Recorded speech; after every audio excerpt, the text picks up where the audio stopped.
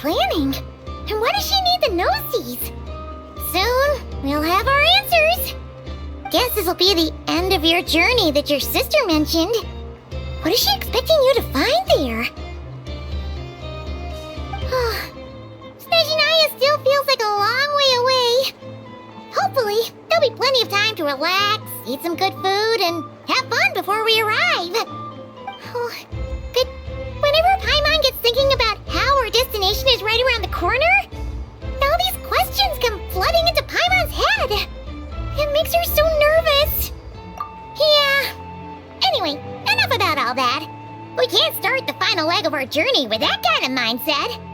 Just think, we've fought dragons and sea monsters, defeated creations of the gods, faced prophecies of doom and the threat of the abyss. Heck, we've even been to the moon! With all that experience under our belts, how can we be any more prepared? Sure thing! Now, stick close to Paimon, the best guide you could ever ask for, and let's charge straight for the finish line! Off we go! What about me? Do I get a call out? Columbina? You kinda snuck up on us there.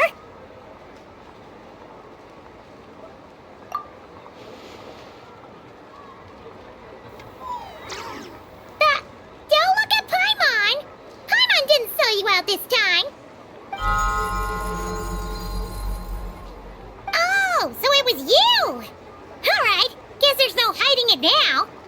All your friends have gathered at the flagship to see you off.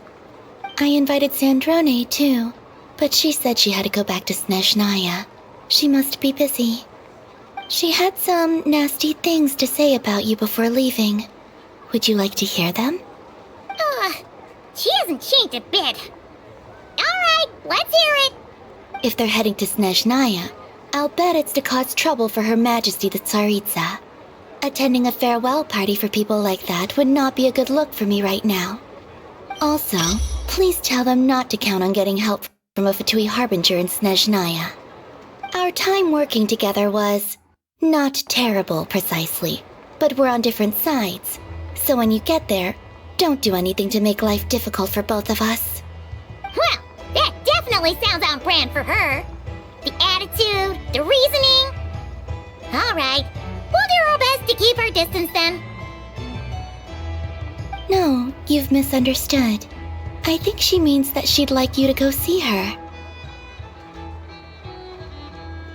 As long as you don't make things difficult for both of you, you'll be fine. You really have to read between the lines with Sandrone. Go on, get to the flagship. Everyone should be there by now.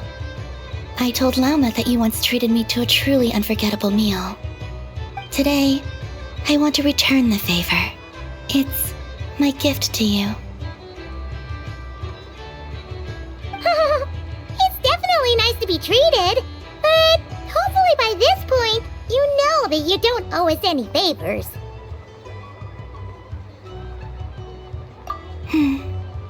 The moon of Nodcry will always give you a warm welcome.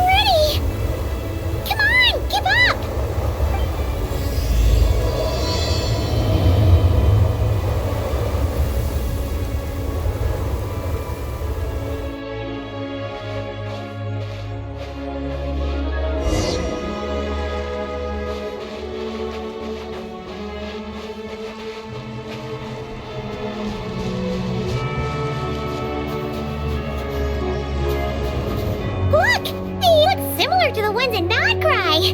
You know, just minus the effects of Kuvaki. That's a sure sign that we're officially in Snezhnaya now.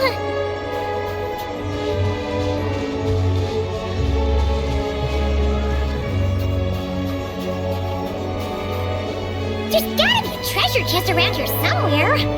No adventure is complete without a chest or two.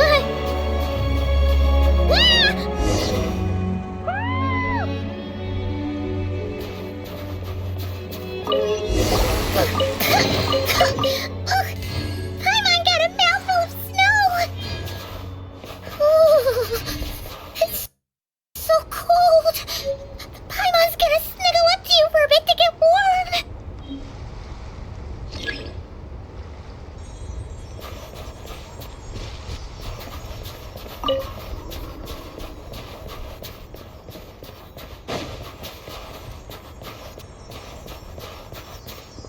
Hey, check it out! Those are bears, right? Oh, look how big and fluffy they are! So cute! Quick, take a picture before the moment passes. Right here. If we get any closer, we might scare them away.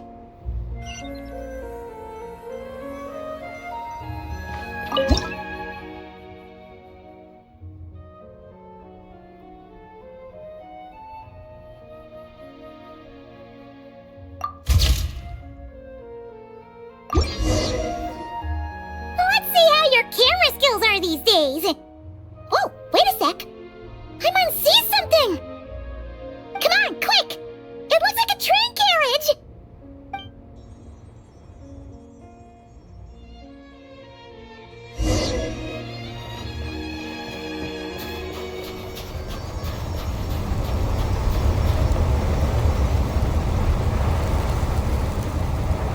Paimon's heard that Snezhnaya has loads of railways and trains! This must be one of them! But why is it abandoned? Ooh, it's still so cold. Ooh, I don't know. Maybe. Ooh. Also, is it just Paimon or is the snow getting heavier?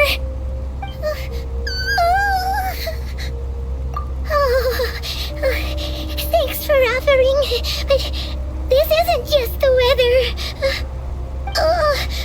It's hard to describe, but Paimon feels so weird. She's never felt like this before. Everything feels heavy. Getting kinda dizzy, too. Oh, no need. Paimon's just feeling a little low on energy.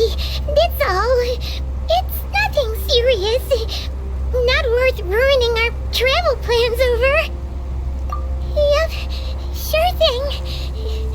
Snezhnaya, here we come!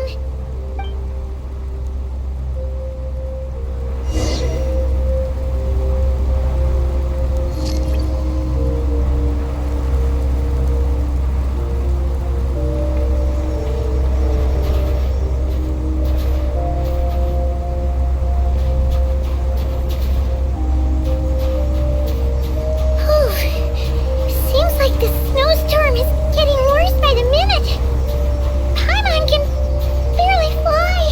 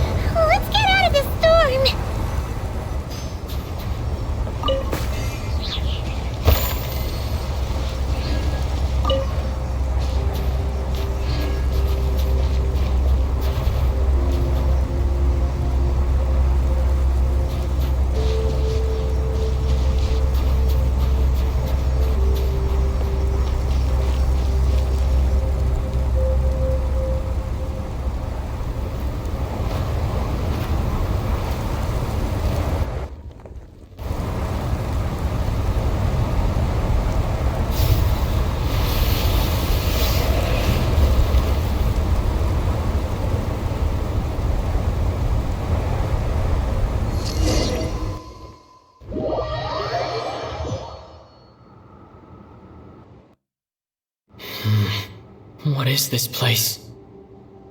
Where's Paimon? I need to find her fast!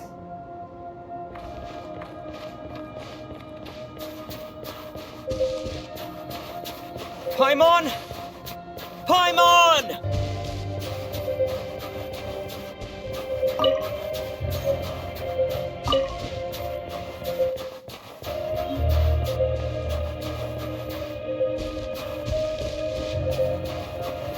That's strange. Where could she be? I guess I'll try further ahead. Hang in there, Paimon.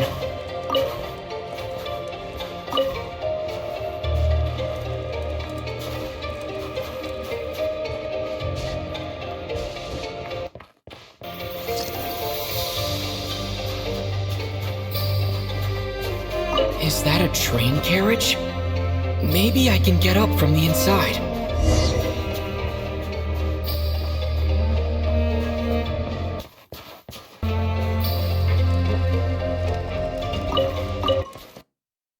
I'll keep this close.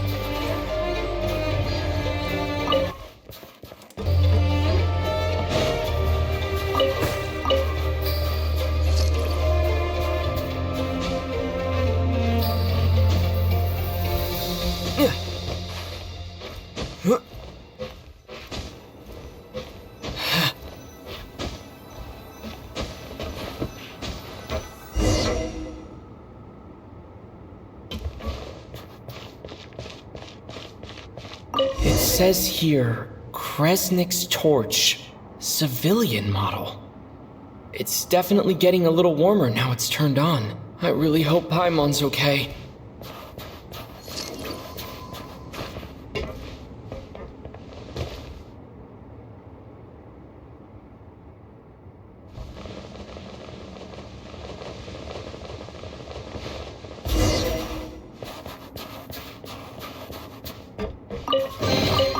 A reward on the road.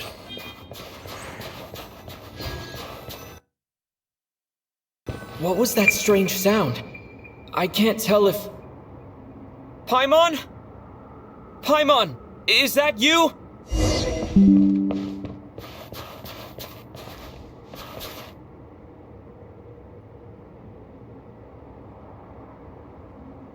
Incoming entity detected. Authorization granted. Initiating original. Hello, Descender, who's reached the eve of tomorrow. Eye of Grey at your service. Time since last activation. Time measurement unavailable due to the influence of... Anyway, it must have been a very long time. I was born to fulfill a mission. To reach tomorrow. To this end, I must... Strange. What was it? Wait, my body? Huh? Why is my body like this? I have been like this since I was created. And yet, I also have memories and an awareness of a physical form that I once had. But this contradicts my current status.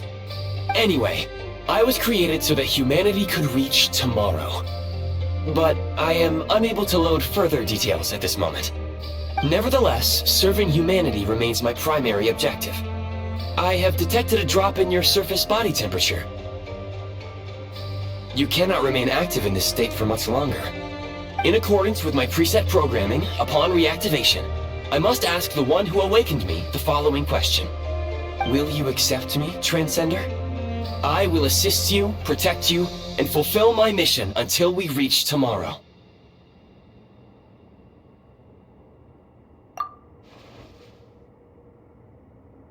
I understand your position. However, given your current physical condition, I must suggest that you reconsider. Before I was activated, you called out a name. Presumably that of your missing companion? If you agree to accept me, after helping you get out of here, I will search for said companion and pinpoint their location. To answer your question, yes.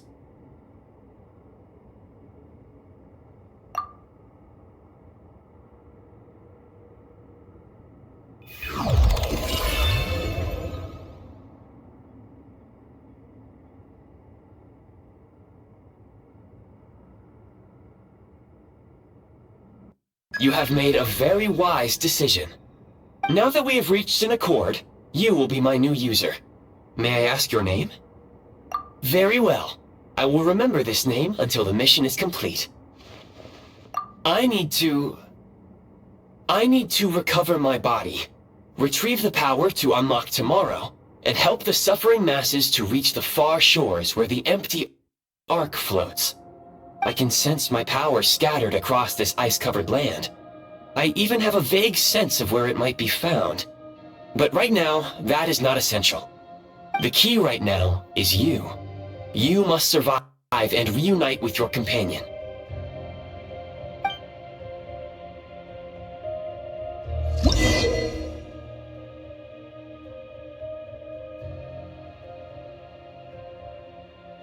You may now execute the command, Demolish.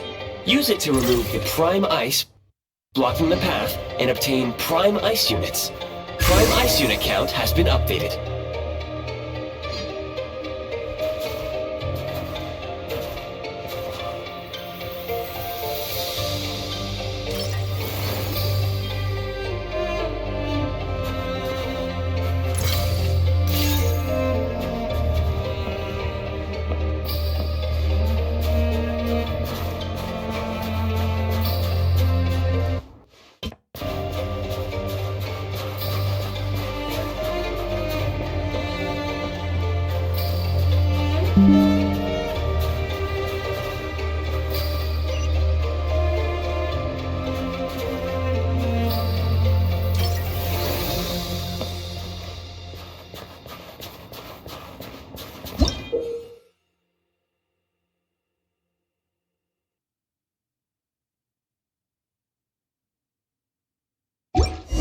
You may now execute the command, Build.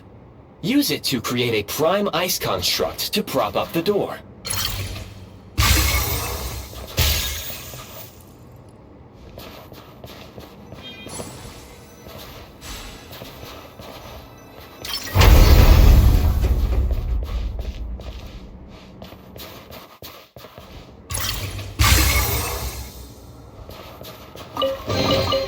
Is this an answer from this world?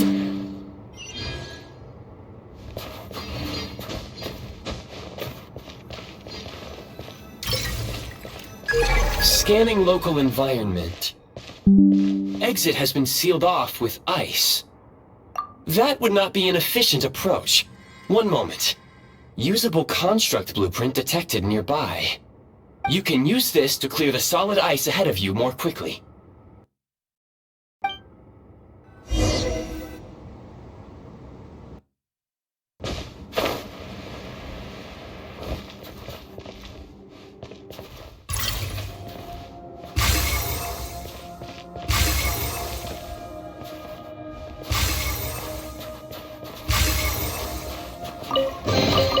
A reward on the road.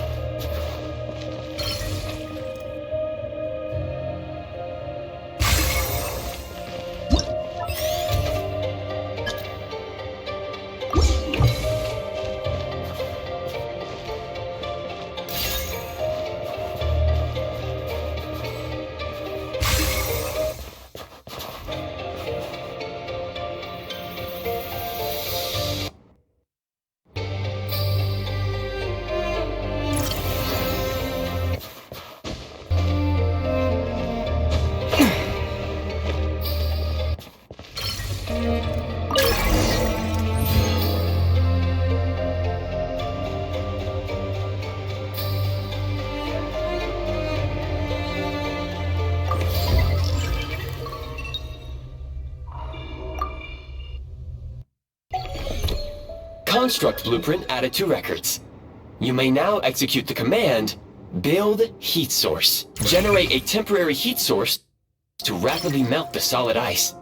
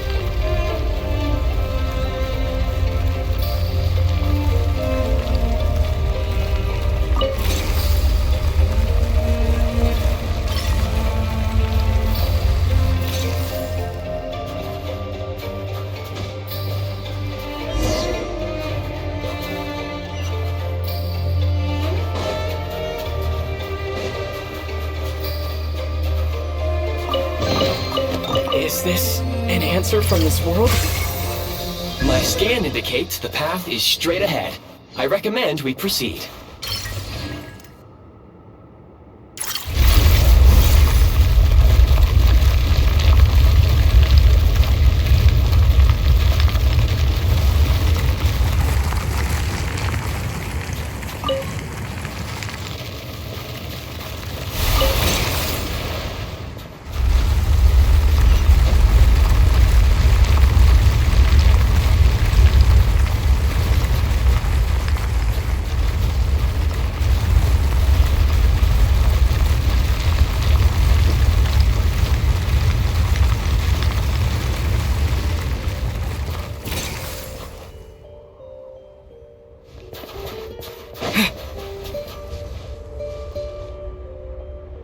Kresnik Crystal located.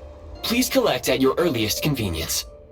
The recent construct you built provides highly efficient heating by utilizing the unique properties of Kresnik Crystal.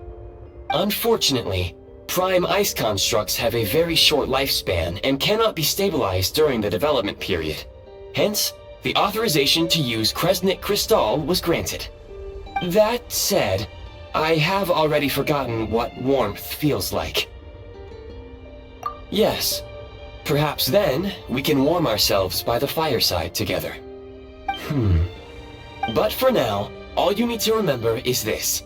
If you collect Kresnik Crystal, I can extract the energy within and use it to maintain your body's surface temperature.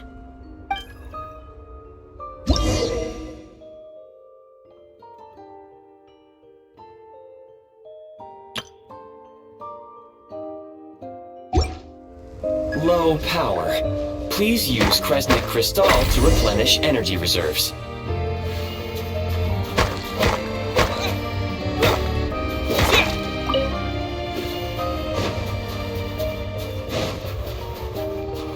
Signs of physiological activity detected in the distance. It is highly likely to be your travel companion, Paimon. Go. Go now. Be reunited and sing together. May all the people be united as one. May all of life rejoice in unison.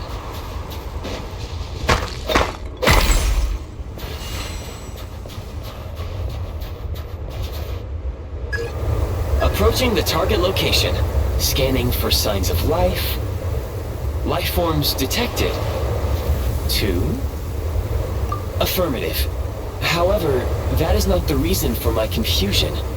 According to my database, this location is a train station, meaning the number of life forms is unusually low. Real-time environmental data suggests that the train station may no longer be in use. But whatever the situation, please exercise caution.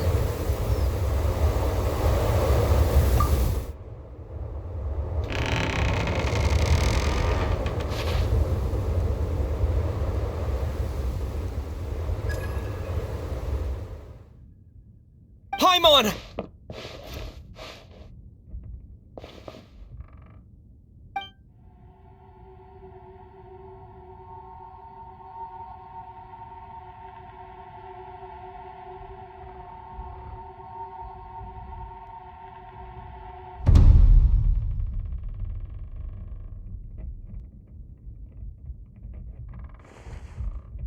Who are you? Don't worry. She's only sleeping. You must be the Traveler. She called your name repeatedly while attempting to battle her way through the blizzard. Newcomers to Snezhnaya struggle to adapt to the sheer cold at the best of times. Lately, even the locals are suffering, with a powerful monster having summoned a bitter snowstorm.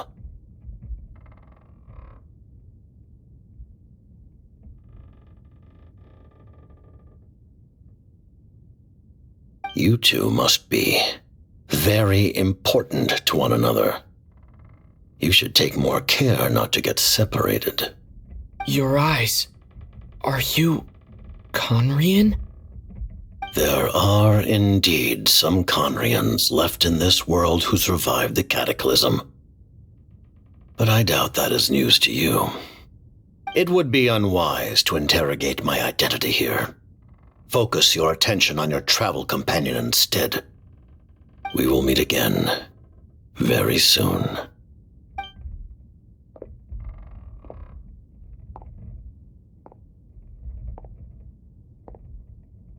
The unidentified subject has now left the area. He appears to be an individual of great significance, but my search has yielded no relevant data. I will try searching the database again. Against the odds, your companion is safe and sound. The other person even left a blanket for her.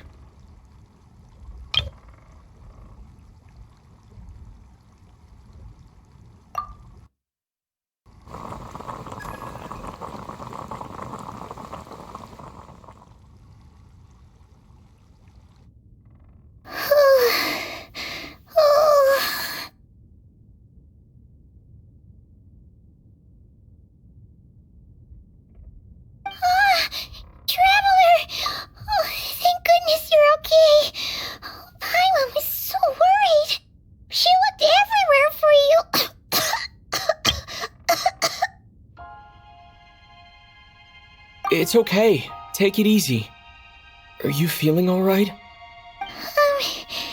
Pretty much the same as when we first got to Snezhnaya. Paimon must have got a cold. She was feeling so faint. She just couldn't keep going any longer. So she had to lie down and sleep it off. Wait, where did the jester go?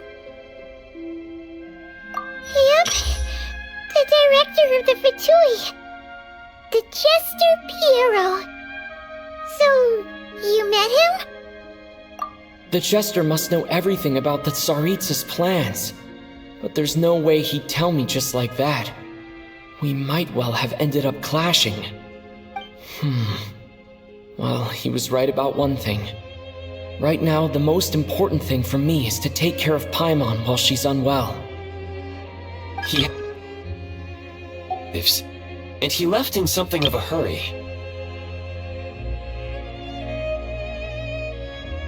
Hey! What the? Who is that? It looks like half a pair of goggles. How amazing! A self-aware, talking pair of goggles! Snezhnaya was once the land of the Fae. There are many ancient creations here that I'm sure would broaden your mind further still. Mind you, my database is also expanding as we speak. You must be a rare creature yourself. Oh, wow! Well, thank you so much. You've earned yourself some of Paimon's favorite candy. Oh, but by the looks of it, you probably can't eat that, can you? Goodwill detected. Instead of candy, perhaps I can suggest my preferred strategy. Please clean me regularly to keep me operating at peak efficiency. Oh, that makes sense. Every pair of goggles needs wiping clean once in a while. Sure thing, mister. Anyway, back to the Jester for a second. Paimon's still confused about something. When he first showed up, he already knew Paimon's name. And he acted like he expected Paimon to know who he was, too. Paimon could tell that he was Conrian from his eyes. And he definitely seemed like someone pretty important. But beyond that, Paimon didn't know anything about him. It was only later, after he rescued Paimon from the snow, that he properly introduced himself. That's the only reason Paimon knows he was the Jester. Oh, seems unlikely. He ran into the snow following the sound of Paimon's voice, with a really anxious expression on his face. He didn't act like someone who knew she would be here in advance. And after bringing Paimon here, he just stared out at the snow. He didn't do anything to Paimon at all. In fact, he barely said anything. wouldn't even answer any of Paimon's questions either. Paimon didn't feel unsafe around him, and he didn't seem to have any ulterior motives. For all we know, he might have just ignored Paimon's questions so she'd give up and go to sleep. Please allow me to interrupt. Fatui and director are unfamiliar terms. May I ask for clarification? Wait, you've seriously never heard of the Fatui? Oh, they're like the Tsaritsa's inner circle. Really powerful people. And the director is their boss. Understood. Since they hold elite positions and serve their god directly, it stands to reason that they would conduct themselves with due decorum. I am inclined to agree with your assessment, Miss Paimon. I did not detect any ill will from the gentleman in question.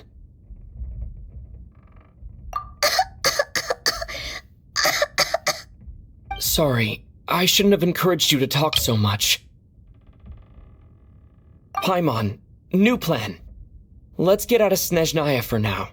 We can come back after the weather clears up and you're all better. The jester mentioned that this snowstorm, being the work of a monster, is worse than most.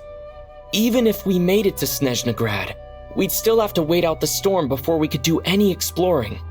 Oh, well, it's really nice of you to look out for Paimon, but she doesn't want to hold you back. We were really psyched up for this journey when we first set off. Just think of all the burning questions we have. If we turn back now, who knows how long it'll take before we finally get answers. Further information is required regarding the monster situation. But objectively speaking, there is another, more pressing issue at hand. At this point, we have traveled a significant distance into the blizzard. Were we to turn back now, the road would be extremely treacherous, especially since we would need to travel on foot. If, however, we continue onward, there may be a better solution. Do you remember what I said as we neared this location? I told you that this is a train station. While it has evidently fallen into disuse for unknown reasons, the tracks remain intact. We can break through the blizzard and forge ahead by driving a train. That is the Snezhnayan way. There is a small town up ahead, which would be the perfect place for Miss Paimon to rest and recover. Paimon thinks Goggles here makes a great point. Let's do that! Oh, come on. Don't worry. Think of all the traveling we've done so far. When has Paimon ever gotten sick before? Practically never. 'Cause she's in great shape. Sure, she's a little tired right now, but it's sure to clear up on its own. Affirmative. Should you ever need my assistance during your future adventures, please call for the Eye of Grey whenever you wish. Otherwise, I will remain silent to avoid causing any unnecessary distraction. Now, please follow me to the train tracks.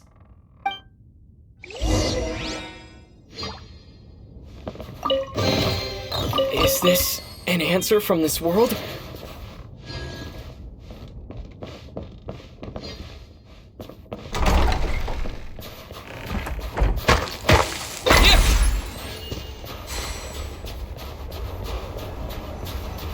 Please confirm when you are ready to depart.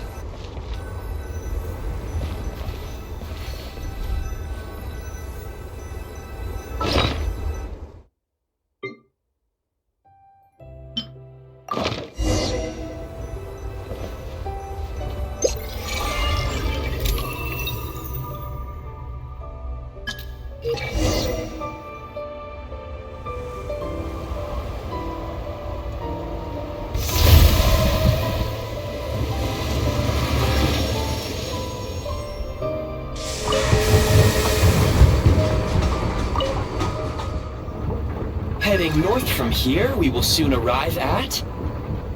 Wait, there's an error message. could not detect clear tracks. What exactly does clear mean? Brace for impact, friends! Preparing to enter impromptu flight mode.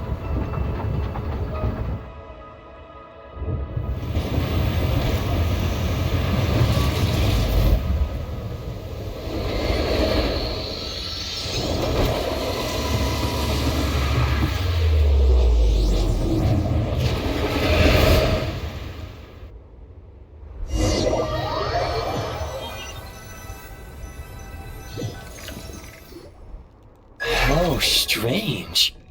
Not only was the station's status different from my records, but even the railroads and the terrain itself have changed substantially. Yeah. Thanks to your quick reflexes.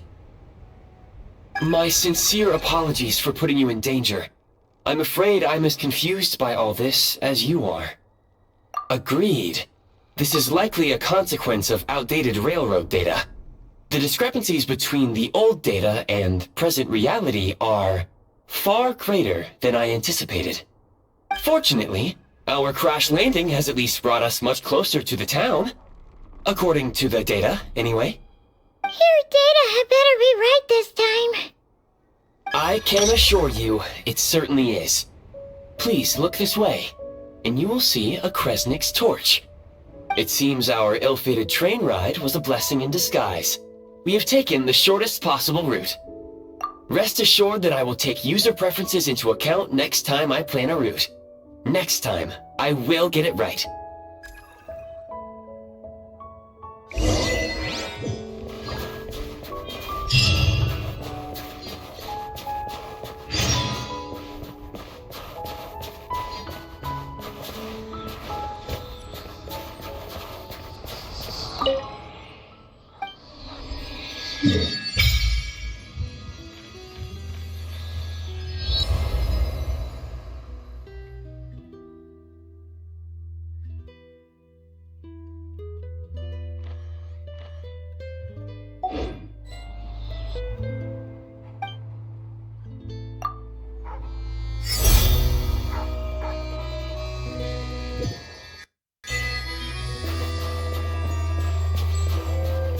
Excuse me, is there an inn nearby?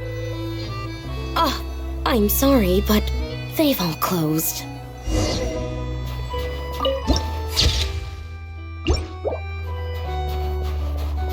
Sorry to interrupt. We're looking for a place to stay. I can't even afford to warm my own house, let alone run a business. Excuse us. Is there anywhere we can stay around these parts? I'm afraid not. You'll have to try your luck somewhere else. All we can do is wait for the next shipment of Kresnik crystal to get here.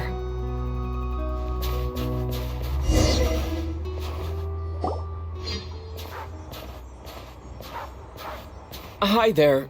Do you know if there are any inns still taking guests in this town? Doubt it. They're probably all closed. No one has enough Kresnik crystal to heat their own homes, let alone a business. What a bummer. I clocked you a while back. You adventurers or something? We don't get many tourists in inland Snezhnaya these days. Why is that? Because of the snowstorm? In part, but the bigger reason's Project Stuzha. Since it's Her Majesty's will, we have to put up with it whether we like it or not. Oh, sorry. I assumed it was common knowledge by now. Basically, the Tsaritsa is planning something big. Something that requires an enormous amount of energy. Even if they used all the surplus Kresnik crystal in Snezhnaya, it still wouldn't be enough to meet demand.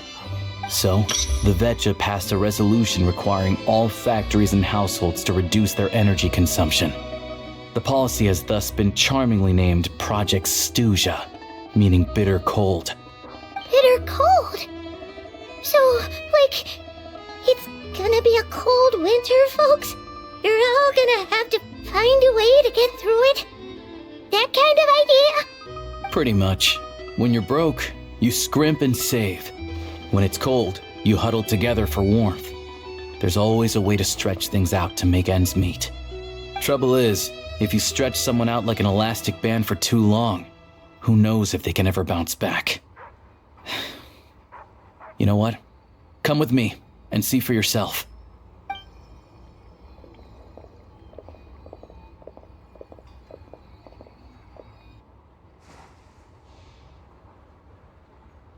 Can you please explain to me why the price of Kresnik Crystal has gone up by 1/3 again? Even as our purchase quota has gone down. You only come here twice a month. This won't even last us a week. The supply and pricing of Kresnik Crystal are based on current production volumes and price data. We Fatui are only responsible for delivery and security. I'm not in a position to explain to you how the figures are calculated, but I assure you, they are as fair and reasonable as possible. Oh, so our lives mean nothing to you? How can you expect anyone to survive a single night in this weather without heating?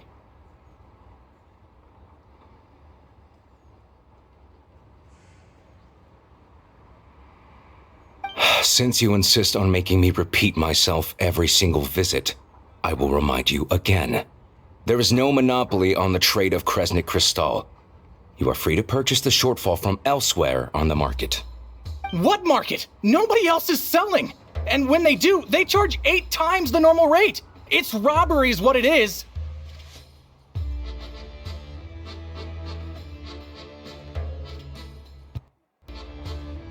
Which is why the Snezhnegrad Veche passed a resolution to support border communities, without which you wouldn't even be able to buy crystal from us to begin with. So if you're here just to argue, move aside and let the next person in line come forward. Everyone's feeling the cold here. You! All right, everyone, let's calm down for a second. A few words, if I may. We're all subjects of Her Majesty the Tsaritsa, and I'm sure every one of us is dedicated to her great cause. We all know how cold it is, and the more it snows, the harder life gets. Everyone's struggling already. Let's not make things even more difficult for each other. But Liaison Shishkin, there's clearly something wrong with this quota. I have a family in Marepasak who tell me they can buy at least double our crystal allotment. Oh, believe you me, I had the same reaction when I first saw the numbers. Couldn't believe what I was reading. I even wrote a letter to confirm the true figures, but I'm afraid the quota really is as low as you've been advised. Still, you must understand that calculating these energy quotas is a complicated balancing act. They have to factor in population, town size, industrial application. Our top priority must be to keep the largest Kresnik's torch burning continuously. Only then can we sell the remaining crystal for household use, and in doing so, we must make sure that everyone is treated fairly. As our Fatui comrades said, they are only responsible for delivering the goods. They need to keep accurate records, and they do not have any authority to modify the rates or quotas. That's right. Our duty is to do things by the book. Tell you what, listen. I know how anxious and upset everyone is. As a matter of fact, I was just discussing it with the mayor. What we can do is open the lower combustion chamber of the Kresnik's torch to the public. You can come to me directly to register, and I will allocate time slots accordingly. I can't guarantee there'll be ample energy for household use, but we can at least make sure you'll be able to boil water and cook food each day. Let's hang in there and make this work together, all right? Fine. I don't see any alternative. So, this is Project Stuja in action, huh? Oh, no wonder nothing's open for business. You were looking for an inn, right? For your, Fae friend? Oh, Paimon's not a fae. Just Paimon. She must have caught a cold or something. We only just got to Snezhnaya, and we're still getting used to the climate. I have a small place in Stratomoros. I don't stay there very often, though, so it's pretty basic. But if you're not picky, you're welcome to rest there for now. It's not much, but I've got blankets and a warm fire. Are you sure? Oh, that's really kind of you. All right then. This way.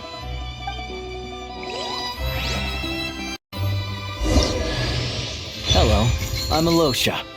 I'm a hunter.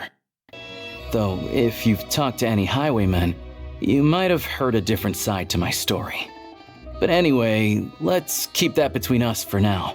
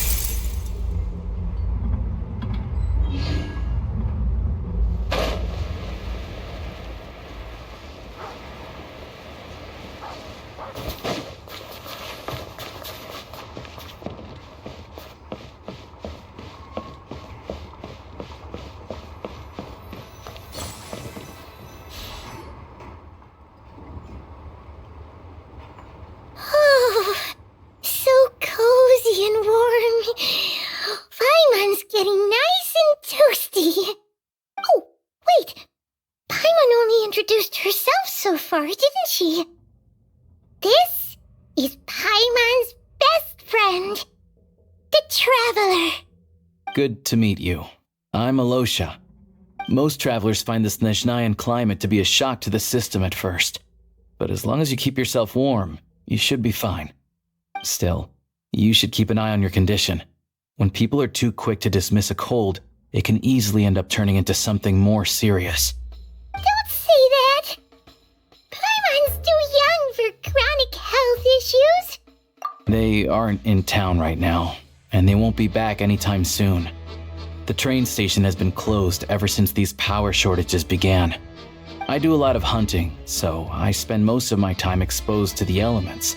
But even the animals wouldn't survive long in a storm like this, let alone a hunter.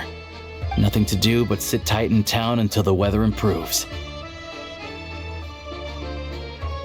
I get that you're in a hurry, but even if the station were open, that doesn't mean there'd be any trains. We could end up stuck here for a long time, I'm afraid. What? Your own train? Wait, hold on. That train? The one that suddenly fell out of the sky and crash-landed on the ice? Oh, we got lucky and found it in a cave. Oh, then our luck ran out and we had a little accident. Pretty crazy for a random find in the mountains. Well, as long as your train's good to roll, you might get to Snezhnagrad after all. I've been doing some digging recently. Turns out, the real reason for the current energy crisis in Stratomoros is that some of the supply is being seized for a private stockpile. But to expose what's going on, I need to catch them in the act. So, I'm heading off to catch a rabbit. Huh? Wait, a rabbit stole the crystal? It's a figure of speech. Real rabbits couldn't pull this off. They'd prefer carrots to Kresnik Crystal anyway. Shishkin, Mr. Positive Attitude, let's all get along now, shall we? Him? Really? Huh? You're coming with? Oh, okay then. Just give Paimon a second to get ready. Alright. Guess there's no point pushing myself. Paimon will stay here and hold the fort then. Be careful, you two. Oh yeah, there's one more introduction to do. Tagarin, get in here. Oh, a doggy. Oh,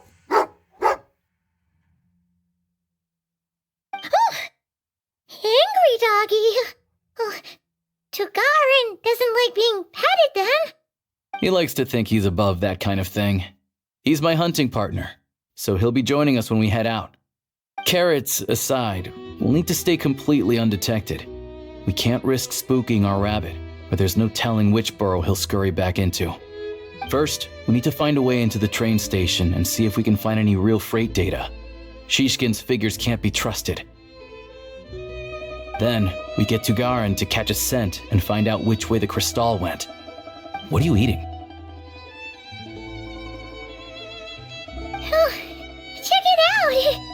When you're all out of carrots, try turkey! Good doggy, good doggy. A fellow dog lover, huh? Yup, and rabbit lover. Carrots are great too, you know. Good to know. Eat up, Tagarin. We got a lot of work to do.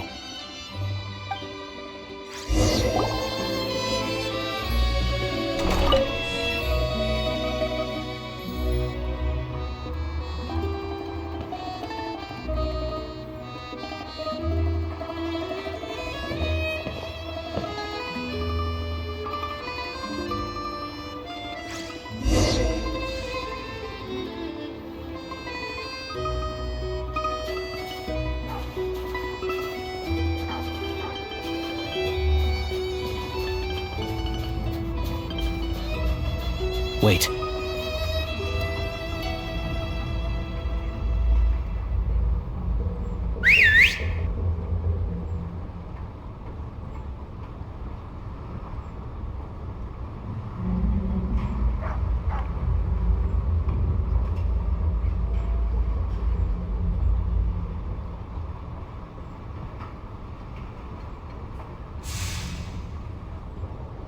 Nice work, Tagarin. Come on. We'll go around.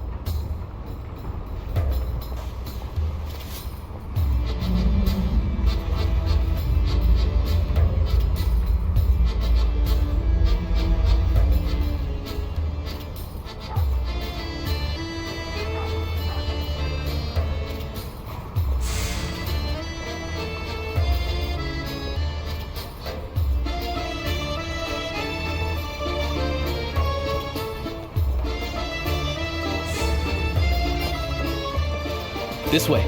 We'll enter from the upper floor.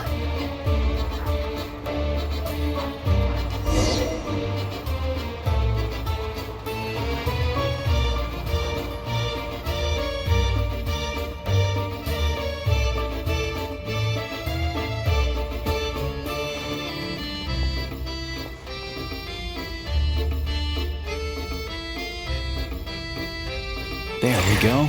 A freight list. Straight from the Fatui. So Shishkin won't have had the chance to doctor the figures. Looks as new as the day it was printed. I guess no one bothers reading these unless they have ulterior motives. Yeah, this is all we need. Come on, let's get out of here, then go track down the crystal. Tagarin's a keen hunter, and catching rabbits is his specialty.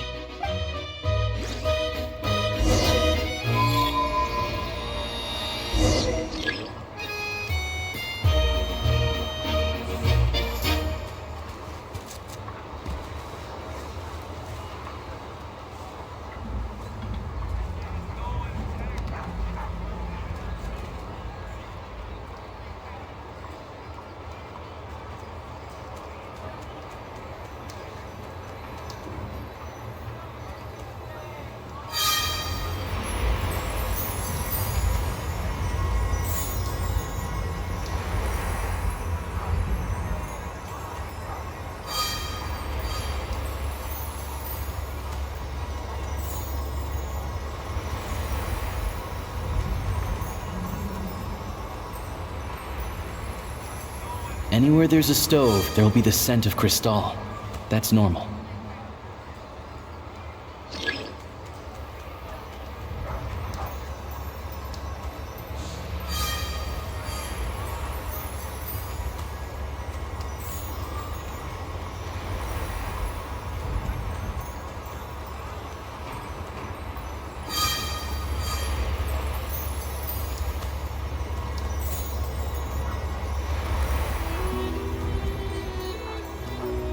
But if he picks up the scent of Crystal somewhere and there's no stove around, that's how we know something's up.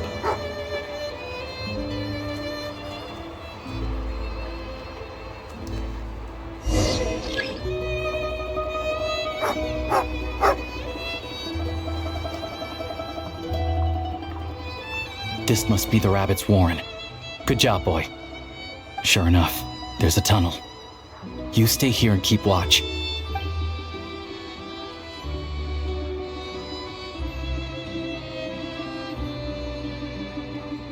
Thanks for looking out for us. Things are getting tougher by the day. No need to thank me, it's my pleasure. Sure is Her Majesty the Tsaritsa watching over us, every sacrifice will be worth. Let's grit our teeth until the blizzard passes. These days of hardship will be over soon. Maybe for everyone else, Liaison Shishkin, but for you, the hard times have only just begun.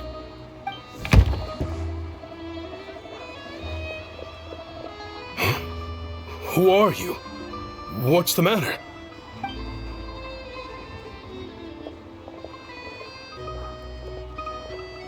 I just had a question for you.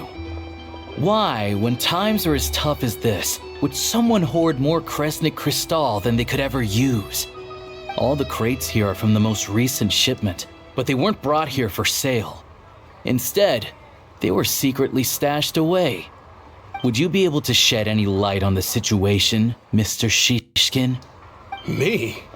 Why, I have no idea. But look at how much there is.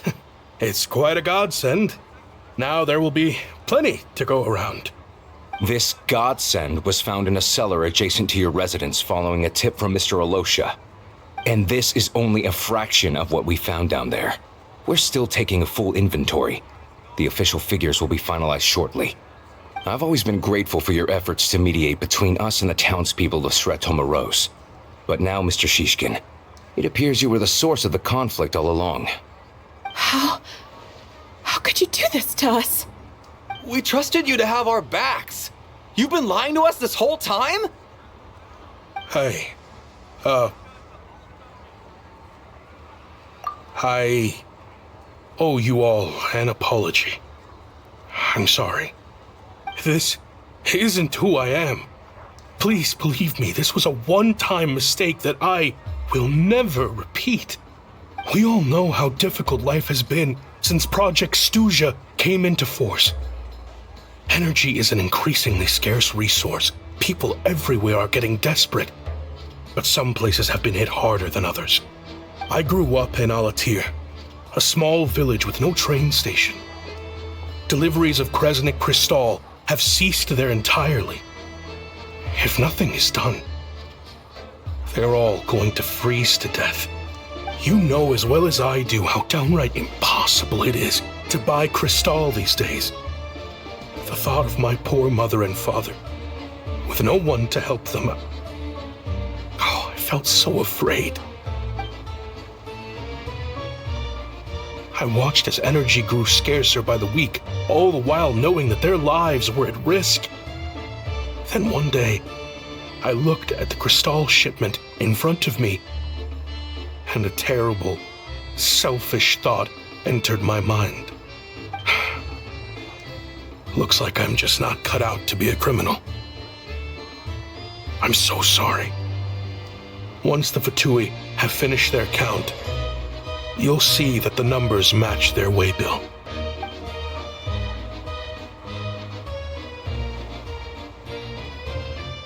I have the official Snezhnayan quotas here. Anyone who has already purchased energy, please make your way over here to correct your transactions.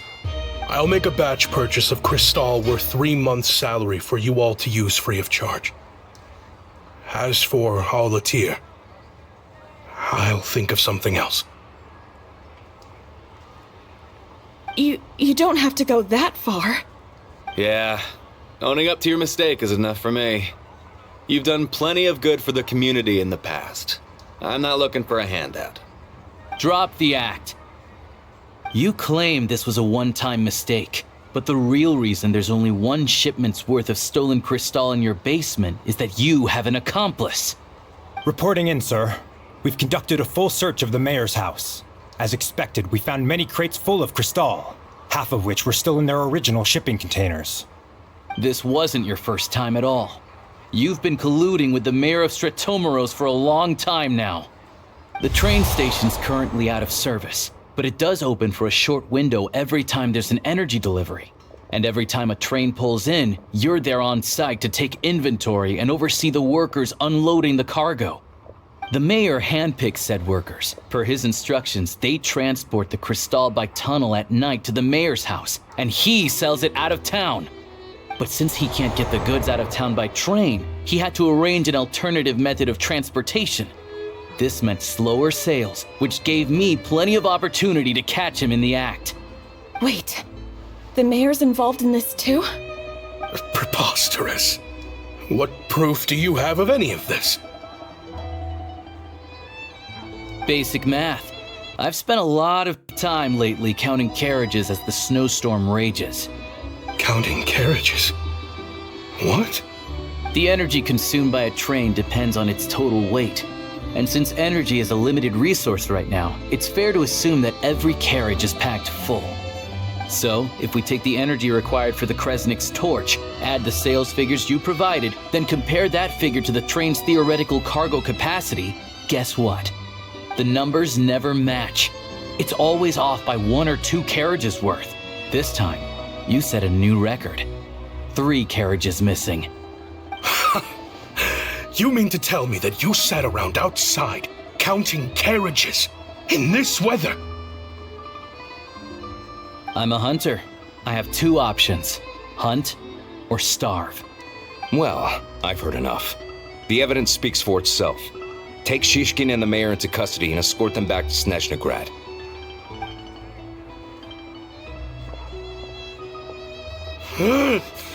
You cocky little brat! Ruining my business! Just you wait.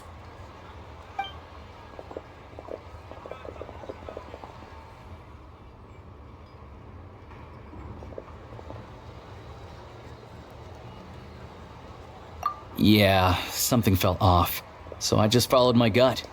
Math isn't my strong suit, though. I'm lucky my dad made me learn enough to get by, but all this number crunching was a million times harder than the aim and fire work I'm used to. Thank you for your assistance. You're a brave lad. Shishkin was quite the cunning criminal, as I'm sure you can tell. He did all of this right under our noses, and we never suspected a thing. A wolf in sheep's clothing. He had everyone fooled. Even with that sob story he fed us. He was probably trying to keep the mayor out of it, not just mask his own motives. Without the compelling case you put together, even I might have fallen for it. Alosha, was it? Tell me, are you really a hunter? We can go find some wild animals if you want. I'll fire off a couple of shots, and you'll see whether I'm the real deal. I didn't mean to cast suspicion on your identity. It's just... well, I'm sure you've heard of the Rokot. Recently, they've been recruiting people with your kind of talent. They hide in plain sight under false identities, working against Project Stuja, sometimes directly opposing the Tsaritsa herself. They aren't a violent organization, and their goal is to improve the lives of the common folk. But still, as a member of the Fatui, I wouldn't be doing my job if I didn't keep tabs on them. First I've heard of this. I don't really keep up with what goes on in the city. All I know is, people who don't mind their own business in the city end up paranoid about everything. As for me, I just couldn't stand Shishkin. I'm from Alatir myself, and I can tell you, nobody's lived there in years. Why would an abandoned village need crystal? Of course, no one really cares about the fate of that place. I'm guessing today is the first you've heard of it. I see. It does sound quite tragic. Really. Well, Thanks again for your assistance, and your friend here too. I will report this incident to Snezhnograd. The Fatui will take over energy distribution until new officials are appointed. We'll also ensure that the train station resumes normal service as soon as possible. Looks like it's my turn to brush up on math now. I never liked it as a kid either.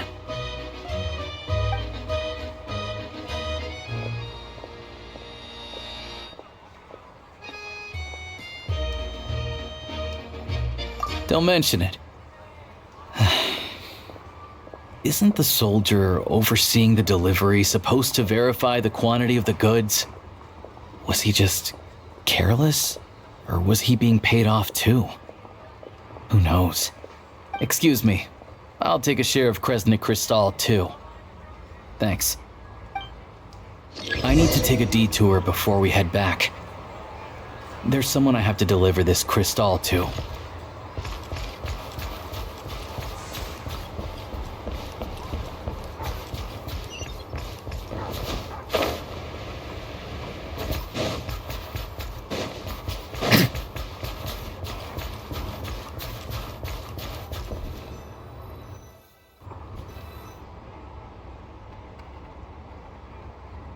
Hang tight for a moment.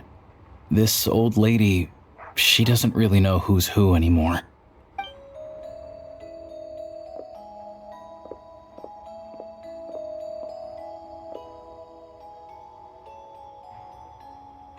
Oh, grandson. It's so cold today. You must be freezing. Ma'am, it's me, Alosha.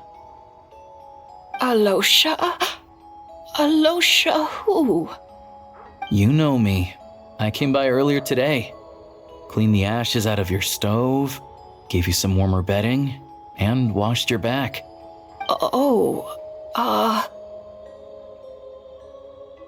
I'm sorry, I don't remember. Now, how often do I get to see my grandson? Come on, take a seat and relax while I fix you something to eat. It's okay. You just rest. I'm fine. Oh, you. It's nice to come and visit your old granny once in a while, isn't it? Sretomaros, a good town. All sorts of things to do and people to meet. And the local officials are good to us. Sit down. Come on, take a seat. I still have some fruit left. Let me get it for you. Please, don't get up on my account. You need to rest. Where's the fruit? Right under the basket by the door. Or maybe it was on the bedside cabinet.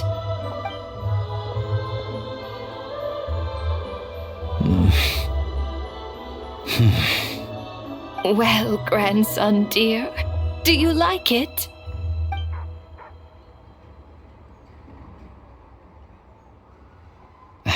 Very much, ma'am.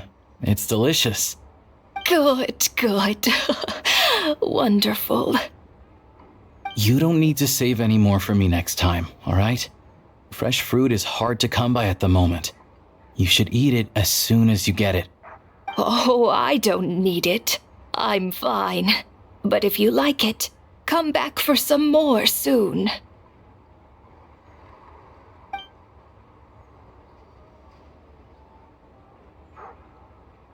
Some kind soul must have given these to her.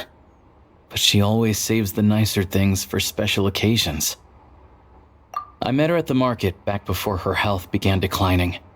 She was a lovely old lady. We're from the same hometown. Not many people have heard of Alatir. And if they have, it's usually for all the wrong reasons. There's a gang of highwaymen that came from there. Now that it's an abandoned village, it's rare to find anyone who shares fond memories of our hometown. So after we got talking and realized we were from the same place, we decided to keep in touch by letter. I first learned of Sretomaros' energy supply problems from a passing comment in one of her letters. Then, after her health went downhill, I started visiting more often to check in on her. The town's been in decline for a while now, but because of her memory problems, She thinks of it as the bustling, prosperous Ratomoros, still in its heyday.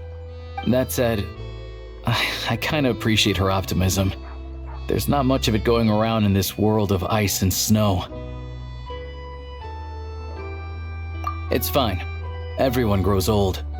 In Snezhnaya, some people believe that in your final moments, you'll sense a familiar presence by your side. You turn to look at them, but their face is blurry. So you focus hard, trying to make out who it is. And when you finally see their face, the Grim Reaper reaches out and takes your life. She still calls me grandson, though. So at least I'm not a blurry face in her world just yet. Come on, let's get back and see how Paimon's doing.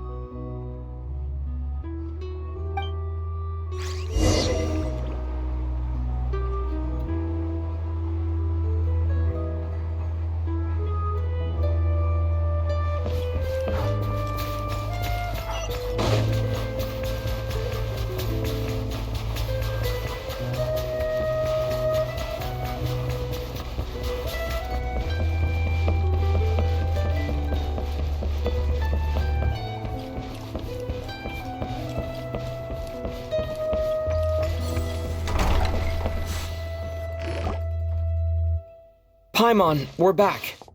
Are you feeling any better? Yep. Paimon's not cold anymore, but she's still a little dizzy. Flying probably isn't a good idea right now. Paimon might lose her balance. But Paimon's sure she'll be fine. It's probably just from getting hit on the head by that pile of snow when we first arrived in Snezhnaya. Her complexion's looking much better. Let's keep an eye on her. Sure, but enough about that. How did everything go on your end? Are you all set? Did you have any trouble? I'll explain. It's a bit of a long story.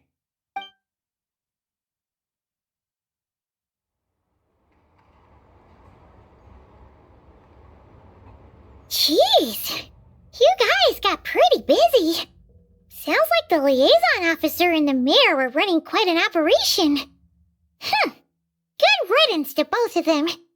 It's a good thing you managed to catch them. So, you said the train station will open again soon, right?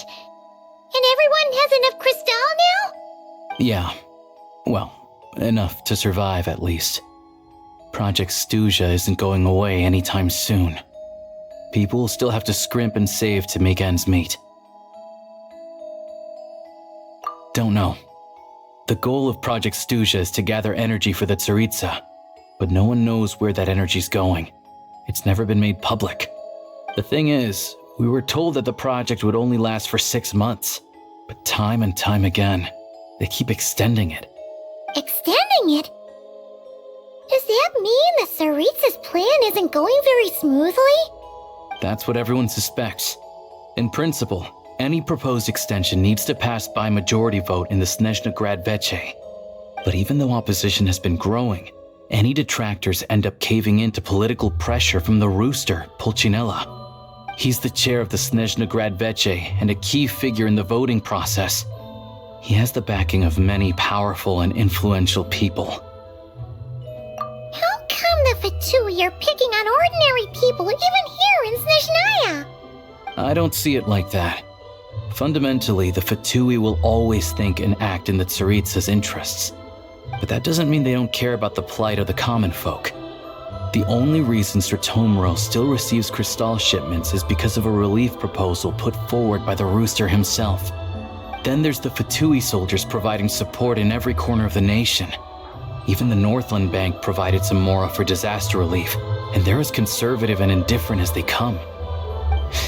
It's just that the rich and powerful in their fancy palaces live in a completely different world from us. There's always going to be some conflict when those worlds collide. Yeah, well, even though we all believe in Her Majesty the Tsaritsa, there are still many differences of opinion on how best to tackle the big issues of the day. Regular folk don't have an easy way of getting their voices heard in Snezhna, while the rich and powerful are either unwilling or afraid to speak out for all sorts of complicated reasons. The Rokot provides the disaffected with false identities and an outlet to vent their frustrations. Of course, an organization like that exists in a gray area. The moment the Veche think they've crossed a line, there's sure to be a crackdown. But so far, they've been doing their best to help the common folk. Like us, don't you mean? You didn't hesitate to join in. You're not new to this, I can tell. That's because we're adventurers. It's our job to help people out with commissions and get to the bottom of things. Sounds like we're going to get along. So, what's your business in Snezhnegrad? Aside from taking your friend to see a doctor, of course. I want to meet the Tsaritsa. It's complicated. I've had run-ins with many of the Harbingers along the way, and I really need to know what the Tsaritsa is up to. Her ultimate goal? What the Gnosis mean in all of this? Since I've made it this far in my journey, I have to find the truth, whatever it takes. Wait, so... No way. Are you who I think you are? Sounds like you've heard of us then. We're getting more famous by the day. I didn't realize I was in the company of giants. Honestly, we're all as curious as you are about what the Tsaritsa's planning, and why it has to involve us freezing to death in the snow. But getting in the same room as her won't be easy. The common folk aren't permitted to meet her at the best of times, and right now, she's probably not even in Snezhnegrad. Word is, she's heading east on a campaign to slay a monster. Yeah, so you've heard of it. A wild, unpredictable monster with the power to summon snowstorms. It also absorbs everything around it into its body, so it's growing constantly. Now, it's so big that the Tsaritsa has deemed it the #1 threat. Luckily, as it grew, it became increasingly less mobile, so it doesn't pose an immediate threat to this town or to Snezhnegrad. I'm sure the Tsaritsa and her personal guard, the Druzhna, won't have any trouble defeating the creature between them. It's just a question of how long it'll take. Suffice to say, you won't be seeing her anytime soon. You'll have to wait until she gets back.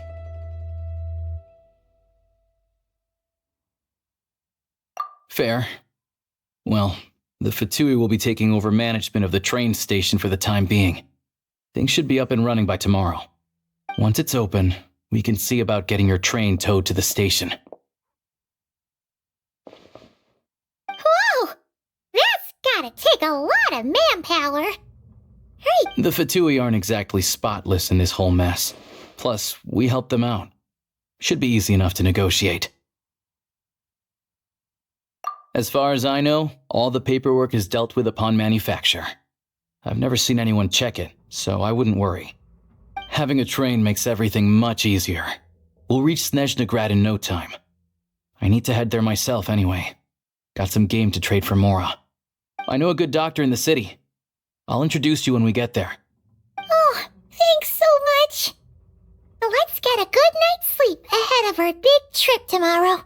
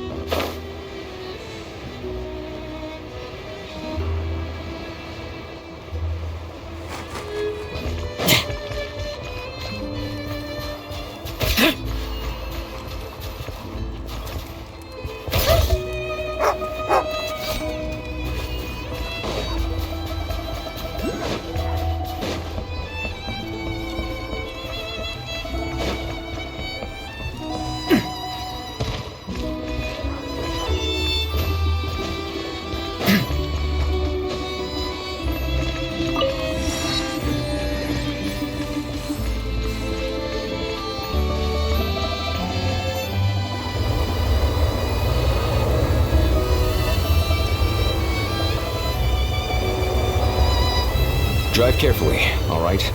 You don't want to end up in this situation again. Also, I don't think I've seen a train like this before. Is it a new model or something? Not a fan of small talk, are you? Anyway, Take this. It's an up-to-date map of the Snezhnayan rail network. All the track switching is automated, so as long as the train's moving, you don't need to worry about collisions or anything. We'll leave you to examine the train's conditions yourselves. Fingers crossed nothing's broken. I doubt Sratomaros has any engineers with experience working on this model. Shouldn't be a problem. Thanks for everything. All right then. Have a safe journey. And make sure to check everything's working before you set off.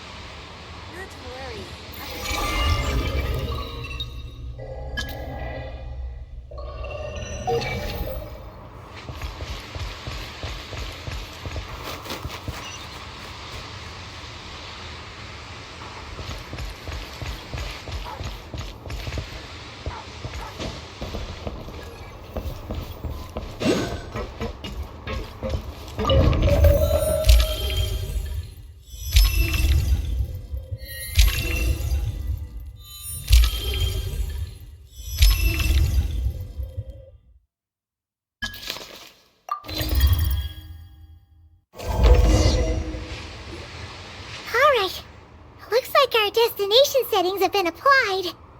Let's give this thing a final once-over and then head out. Goggles, your time to shine. Affirmative. Running vehicle diagnostics. What's this? Engine, green. Wheels, green. Frame, minor damage, but no impact on function. Diagnostics complete. All systems nominal. Neat! Huh. Paimon still can't get over the fact that you just found this tech lying around in a random cave. I've lived in Snezhnaya my whole life, and I've never heard of an interactive, talking train autopilot. Strictly speaking, I wasn't designed purely to drive trains, though I doubt you have any interest in navigating the practically unreadable operator's manual yourself. All configurations are complete. Should you require any further assistance, please call for the Eye of Grey. Away we go! Oh, nope. Paimon's gonna find a warmer seat.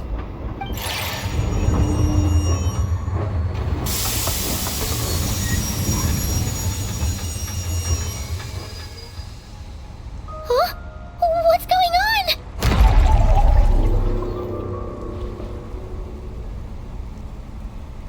Oh no.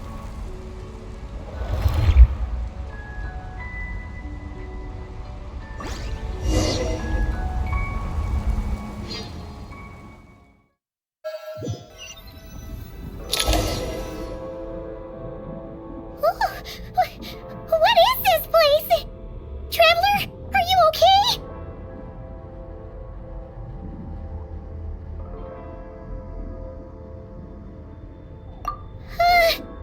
Paimon's still airborne, but it feels like swimming through thick, gloopy water. It's horrible. Just our luck. Of all the things that could have gone wrong. Halosha, you're Snezhnayan, right? Any idea what the heck this place is? It's called the Shadow Realm. A place where no wind blows, no light shines, and no elemental energy flows. Even time itself doesn't exist here. It's a world where everything seems to come to a standstill.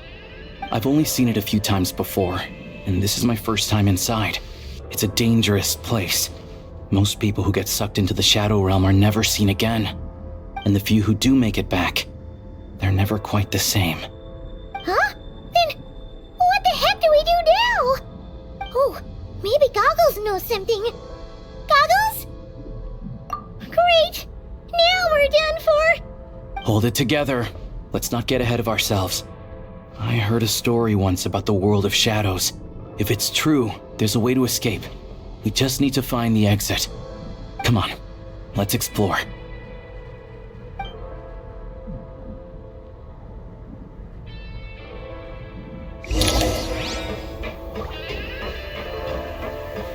Look at these patooey! It's like they Their shadows have been devoured. They're no longer amongst the living.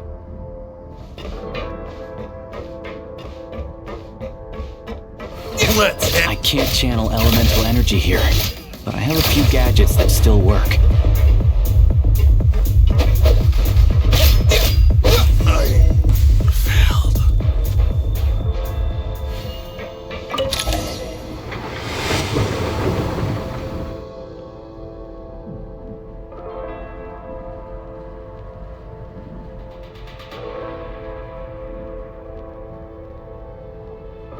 Wait! What's that blue thing? Is that... goggles?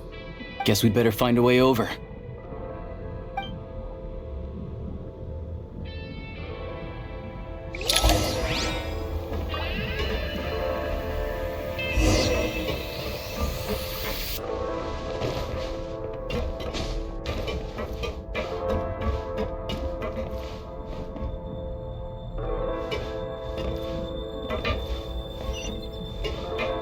Go now! Advance! You've got This is the last one. What do we do next? Play it by ear.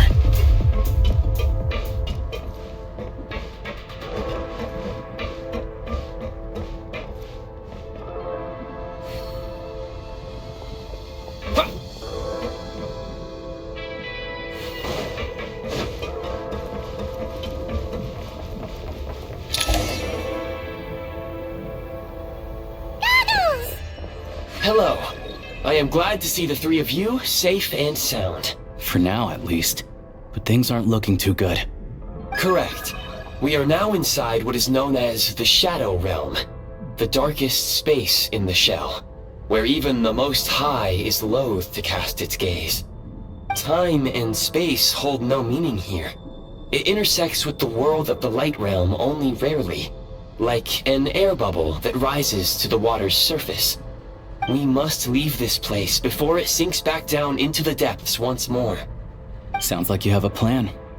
Yes. In fact, the very purpose of my creation was likely to... from the Shadow Realm. It appears that key data is currently inaccessible, but now is not the time to resolve that problem. I have marked the exit to the Shadow Realm for your convenience.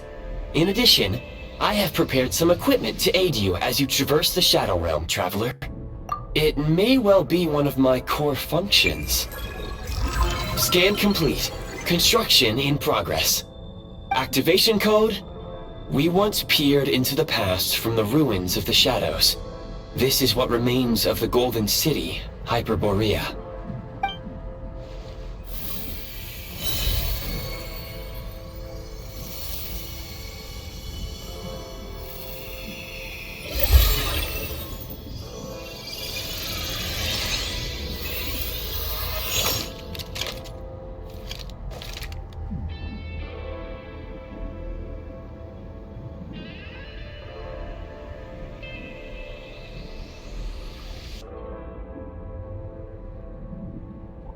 Whoa! Now go. Arm yourselves with weapons of the spirit. Bring down the walls of the stronghold, and extinguish the flaming arrows of the wicked. Is this a gun?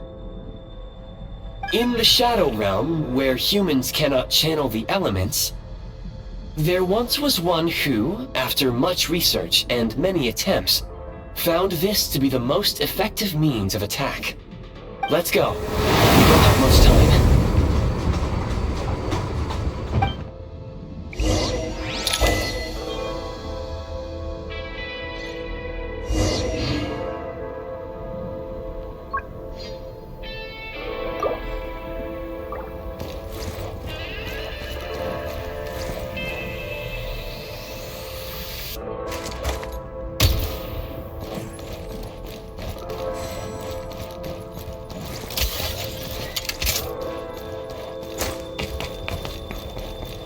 When you encounter small obstacles, you can simply clamber over them.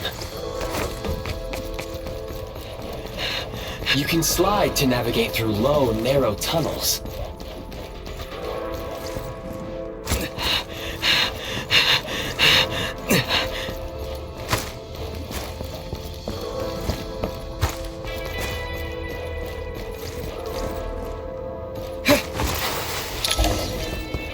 obstruction ahead.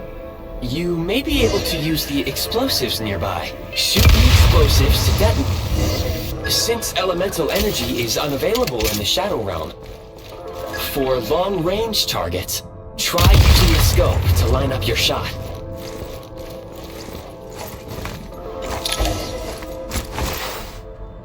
Many hostile units approaching. I suggest a new strategy. Take cover and pick them off one by one.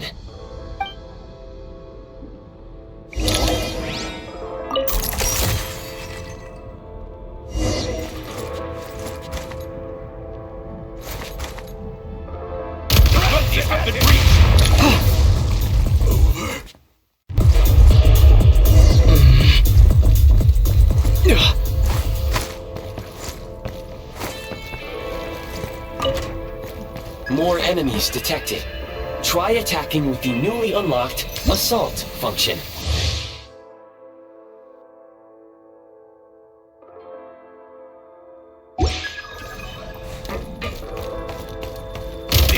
Change of tactics.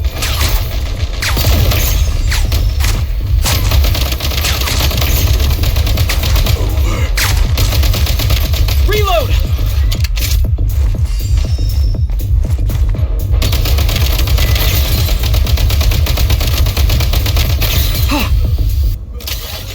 Time to catch my breath.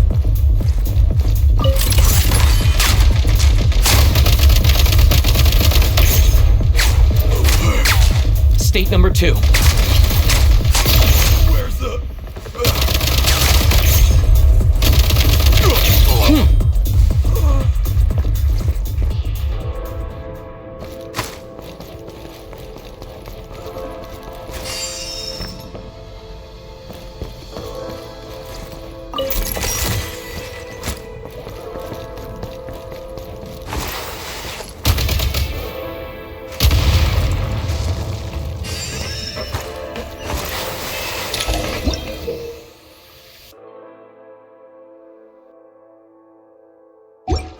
Aim at the freeze mark and pull the trigger to move using the rope.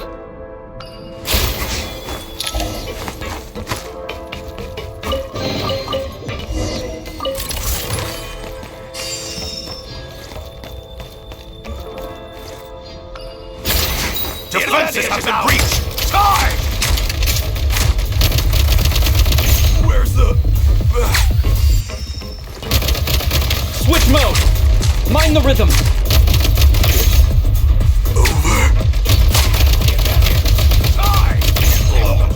Reload! Losing ground! Some supply points can restore a small amount of stamina. Press on.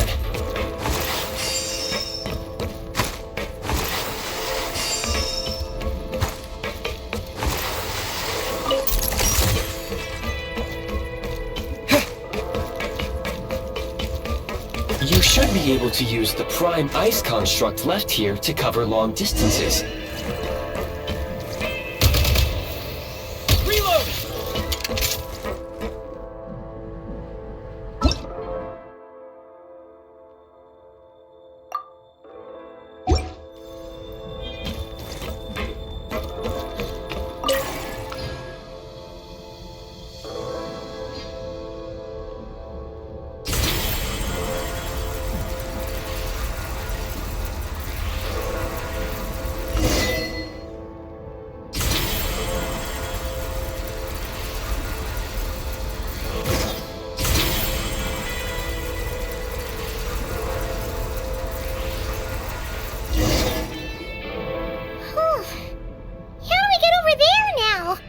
I recommend using this grappling gun. Such devices were originally used to secure structures in the Shadow Realm.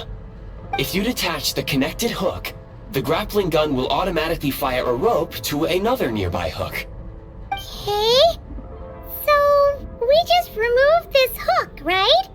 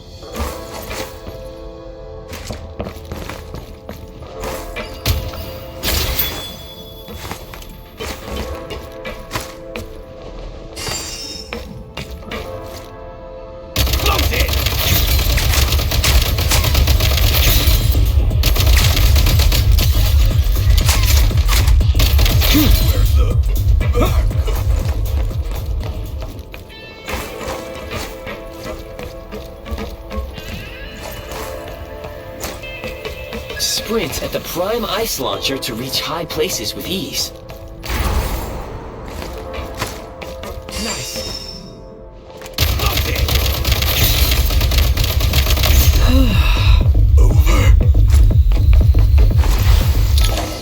Usable munitions detected. Frag crystal.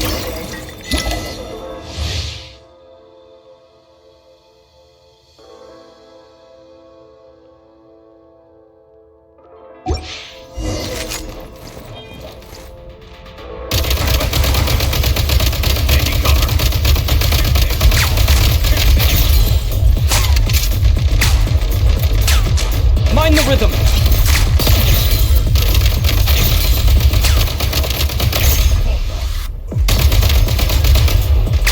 Charge!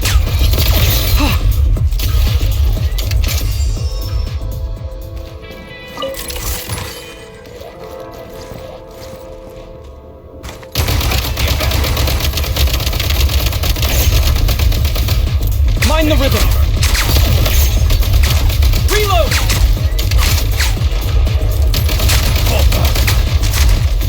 Back in business. Mind the rhythm!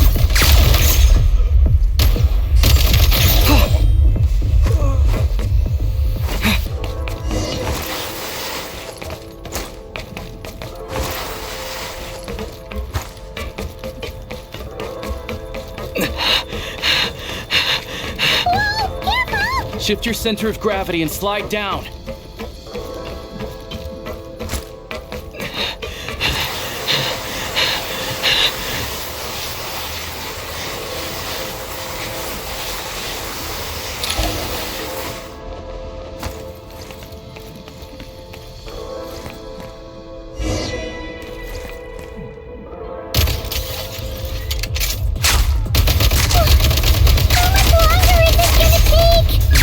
Is right ahead. We are very close now. However, it's like they're trying to keep us trapped here. That platform and the carriages are swarming with undead Fatui. Guess we gotta storm through.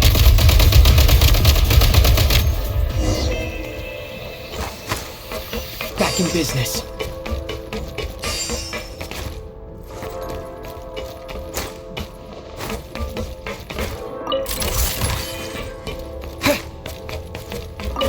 Nice.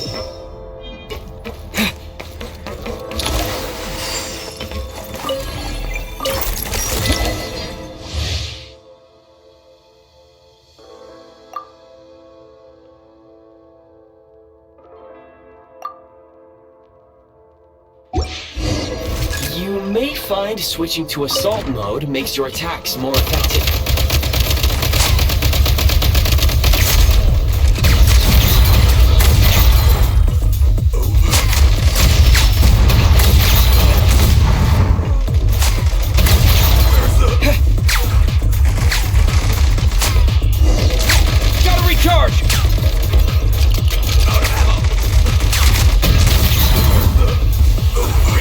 Take great care not to...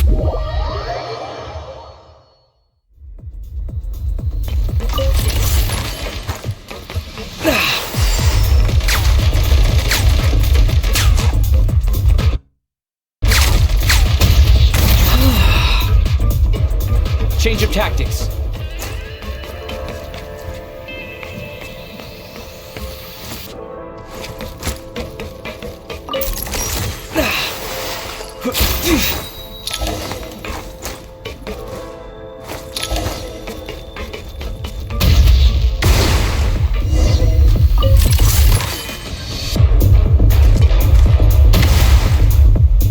Switch mode.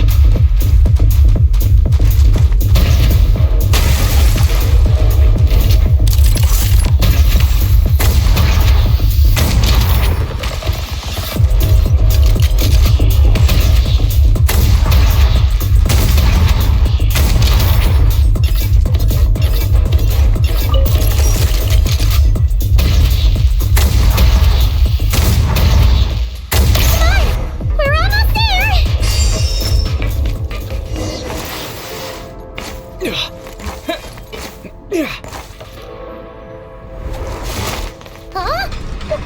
Who Looks like the Shadow Realm is about to sink back down into the depths. The exit is right here. You mean this weird bubble thing? Wait, how exactly do we... No time to think. We just gotta go for it.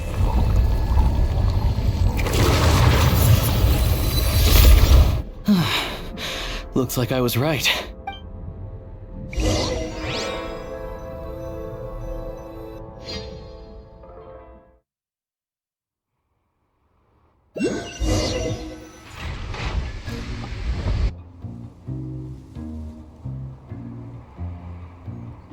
I can't believe the Shadow Realm manifested right on the railroad tracks. It's almost unheard of. Lucky we made it out. All thanks to you and that awesome gun. Ah, so you have heard of the Golden City before? Yeah, it came up a whole bunch in Nakrai. You're a pretty neat surprise in that sense, aren't you, Goggle? Make no mistake, it was a team effort. For a first-time firearm user, your performance was quite outstanding. Far beyond my expectations. As Alosha said, it is highly unusual for the Shadow Realm to manifest in a place like this. But we should still watch out for similar dangers ahead. Oh, let's hope not. If anything else goes wrong with this trip, I'm gonna have train trauma for life. The Shadow Realm can appear anywhere, not just on the railroad. I am simply advising that we take sensible precautions. Now, if you wish to further calibrate and upgrade your firearm, you may do so over there, provided you have the necessary components. Please take a moment to catch your breath while I repair the body of the train. Amongst other things, this will ensure Paimon is a little warmer while on board. Oh, thanks, Goggles. You're a trusty train conductor. Well, maybe trusty isn't quite the right word, considering. Yes, of course. And just like the Eye of Grey, I am sure it will be a great asset to you in your future adventures. If not the trustiest, then it will at least get the job done. Let's get some fresh air while the Eye of Grey fixes the train. Yeah, sure. The Shadow Realm. It was so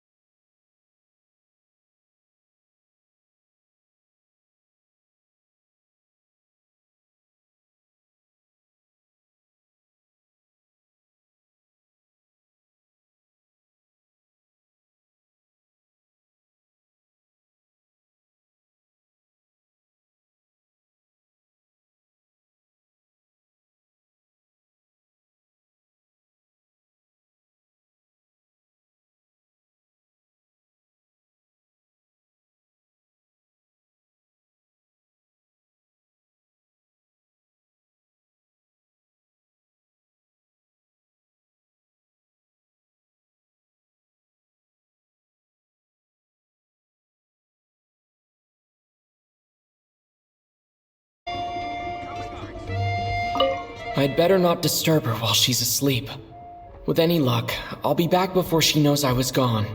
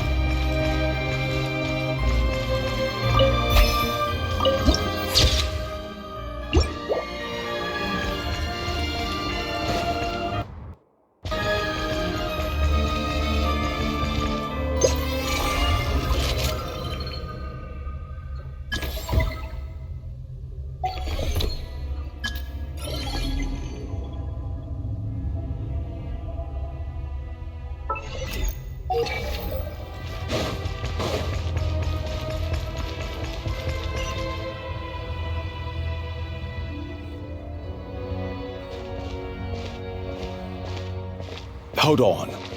Please display your invitation letter or permit. Glupov does not accept meeting requests without a prior appointment. You'll have to apply per the advertised booking process and wait until your invitation letter is issued. Might I ask who you're hoping to visit? Another one who thinks the rules don't apply to them. I don't understand why people think they can just talk their way in here. You don't just show up and land a meeting with the Harbinger. But I have to go through the motions for protocol's sake. Honestly, it's such a waste of time asking when I already know what the answer's gonna be. Wait a moment. I'll pass on your message. If Child is unavailable, you'll have to go through the proper procedure.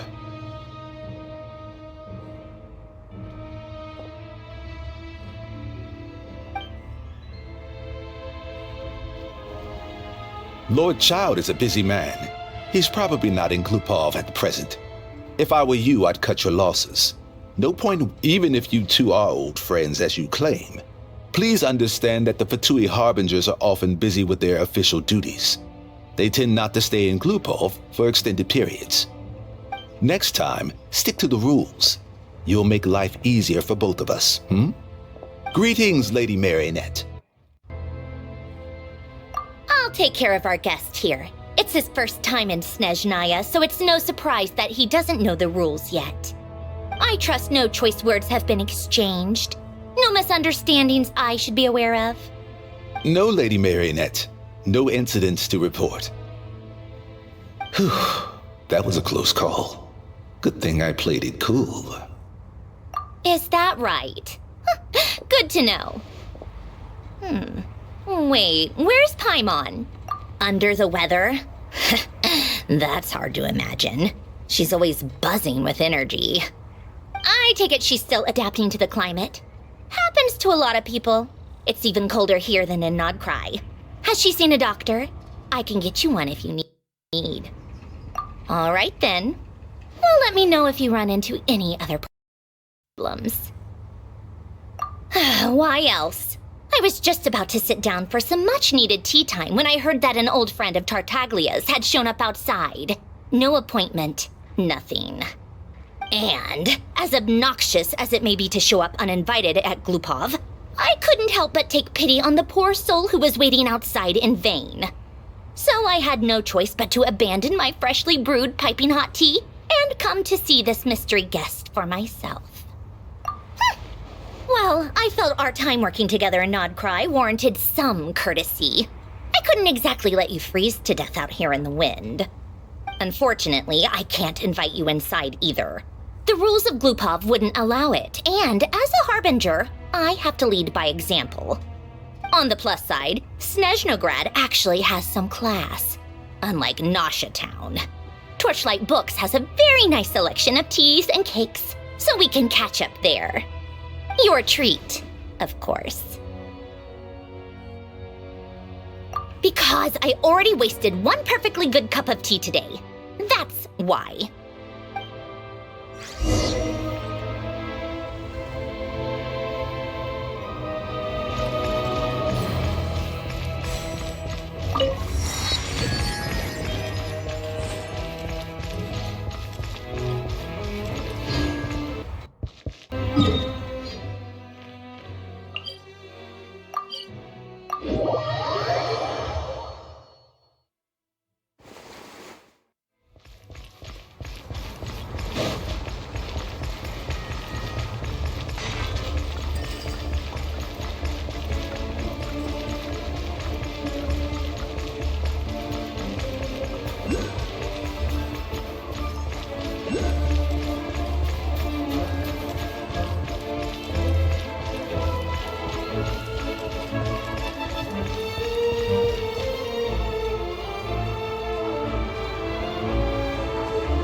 I've ordered for the both of us. No objections, I assume. I'm sure you trust my taste. Okay, let's get down to business. I'm guessing you don't actually have any urgent business with Tartaglia, per se. You just want information, right? Wanna take a guess? Of course you'd say that. You shouldn't underestimate Counselor Tartaglia, you know. That's right. I'm sure you've heard of the Snezhnograd Vecha by now. Well, he's busy preparing some paperwork for their next meeting. They'll be discussing yet another extension to Project Stuja. It's basically all anyone cares about in the Vecha these days. Yeah, he's more of the shoot first, ask questions later sort, isn't he? It all started with a very detailed letter that Capitano left for the jester, Piero, before leaving for Natlan. In that letter, he detailed the future arrangements for his subordinates. All of his key people were reassigned to Tartaglia. I guess he'd already prepared to leave us for good all the way back then. But Piero didn't reveal the contents of the letter until the events in Natlan had concluded. That was his reaction, too. Why me? With a bewildered look on his face. He'd always assumed Capitano looked down on him. He was a man who kept his thoughts to himself and barely spoke to him the whole time they'd known each other. But he occasionally brought Tartaglia along to my tea parties back in the day. So to the rest of us, it was clear that Capitano had quite a lot of respect for his young comrade. By the rest of us, I mean my tea party regulars. Arlecchino, Rosaline, and... actually, not Columbina. She was probably oblivious to it. Anyway, then the Liues situation happened. Normally, it took a lot to get under Capitano's skin, but that time he was furious. It's not really my place to talk about it, though. You can ask Tartaglia about it sometime. Basically, Tartaglia probably had the wrong idea about Capitano all along, right up until Piero revealed the letter he'd left behind. Capitano believed that despite Tartaglia's immaturity, he showed great potential. Plus, he possessed a kind of purity rarely seen among members of the Fatui. Yeah, it's one of the few things that I'd agree those two have in common. But there's one other reason why Capitano chose Tartaglia to assume command of his troops. He knew that after he was gone, several of the others would swoop in on his army like vultures, with the ones who stood to benefit the most being the rooster Pulcinella and her greater Pantalone. Once they divided Capitano's troops between them, they'd be more powerful than ever. No one would be able to stop them. So, you can see why Capitano chose to hand that letter to Piero, right? Exactly. Piero also needed to back a harbinger as soon as possible. And all things considered, Tartaglia was the best choice. Even though Tartaglia has had the support of Northland Bank for a long time, he and Pantalone are ultimately not cut from the same cloth. I'd say Capitano made a good judgment call. Anyone else caught in this situation would probably feel like they'd been hung out to dry. His best course of action will be to distance himself from any shady business, while still maintaining friendly relations with Pantalone, but seeking Pulcinella's support at the same time. What's the point in having a tea party if you don't spill a little tea? Besides, none of this is confidential anyway. Ask any journalist out there. They'll give you all the lurid details. You'll see it firsthand if you ever sit in on a session of the Snezhnograd Vecha. All the factional strife, whether open or unspoken, it plays out for all to see in that one little room. Having a voice in a Vecha is the only way to steer policies in your favor. So, every person in that room represents a particular interest group. Pantalone, for instance, represents the financial sector, and Tartaglia represents the Fatui soldiers. Personally, I have no interest in political jousting, but since I have a number of engineers and researchers under my command, I have to make their voices heard. Then there's Pulcinella, the linchpin of the Vecha. He represents politics itself. Everything involves him, so nothing can bypass him. Any issue that comes up, he knows how to mediate. That's what the Tsaritsa values most about him. I'm starting to see why everyone is so frustrated with the way things are, but also powerless to change it. A complex web of interests connects all parties involved, and the Tsaritsa sitting at the top adds another layer of complexity. It must be nearly impossible to come up with a perfect solution. All right, I'm done carrying this conversation. Time for you to answer a question of mine. You must have known that you can get the info you needed from me. So why was Tartaglia the first person you asked to see and not me? Huh? Jealous? As if. Wait. Oh, I think I know what it is. Columbina passed on my message to you before you left Not Cry, right? I only meant you should be mindful of which side you're on. Is that actually why you didn't ask for me? Because you took that to heart? Fair enough. It's not your fault. I blame all these politicians I've been hanging around with lately. Always beating about the bush when they talk. I guess it must have rubbed off on me. Anyway, just ask for my help next time, okay? Little things like this are no problem. Lady Marionette. What now? Can't you see I'm on my break? Whatever it is, just leave it on my desk. I'll look at it later. Sorry to disturb you during your break, ma'am, but I'm afraid it's an emergency. Isn't it always? I've told you before. Fixing the tracks and transporting ice blocks does not constitute an emergency. The equipment in Svietlo-Lidovka is in urgent need of maintenance. With how the weather's been recently, we suspect that the cause is a buildup of snow, exceeding the maximum weight limit. The supports on one of the machines broke and fell, awakening a dormant beast and leaving many of the ice miners trapped in a nearby ice cave. Luckily, Odette's team was nearby and launched a rescue operation, but we're still facing a severe manpower shortage for both the rescue and engineering teams. I guess that's it then. Our tea party will have to end here. I'm the only engineer you'll need.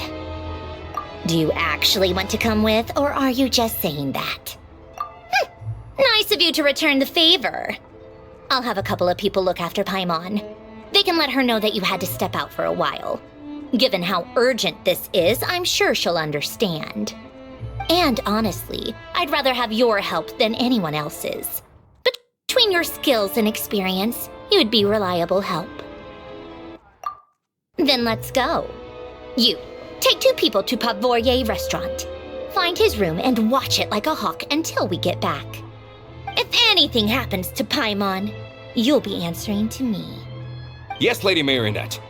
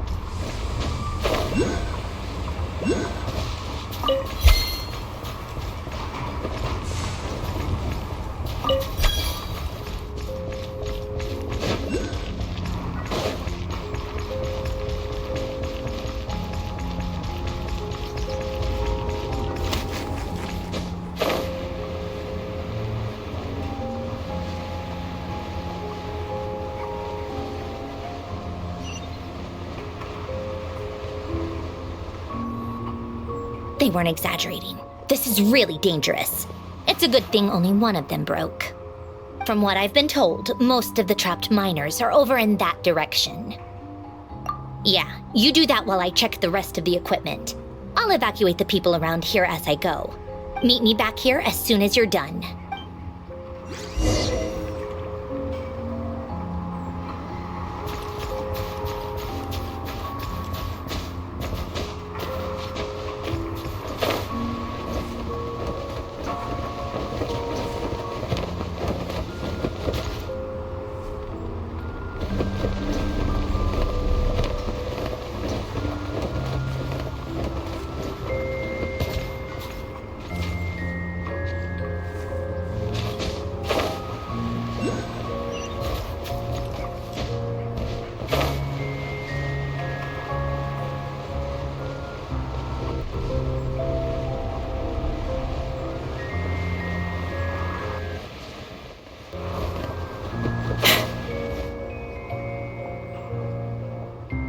I have to be getting close. Don't go any further.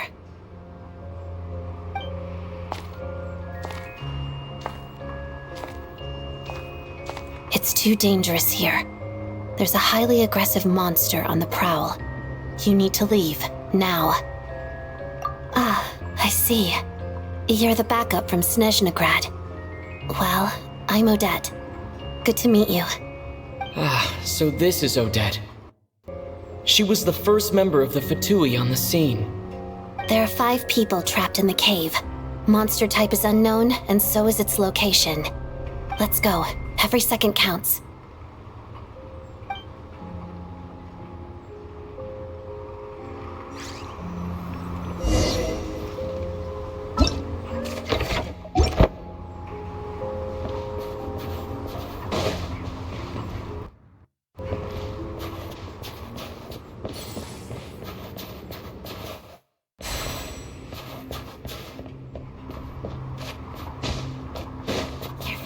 Something's moving.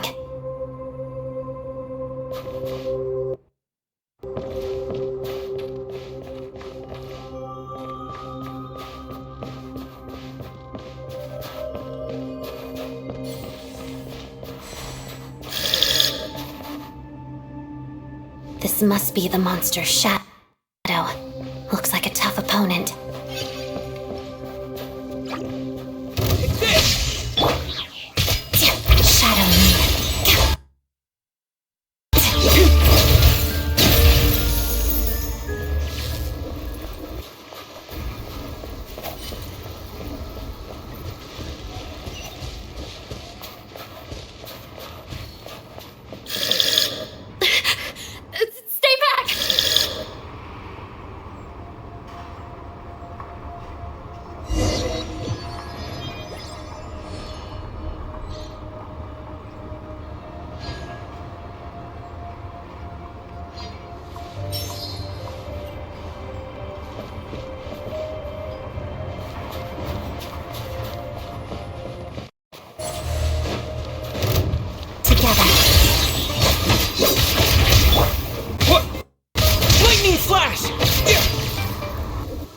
Bellowing thunder!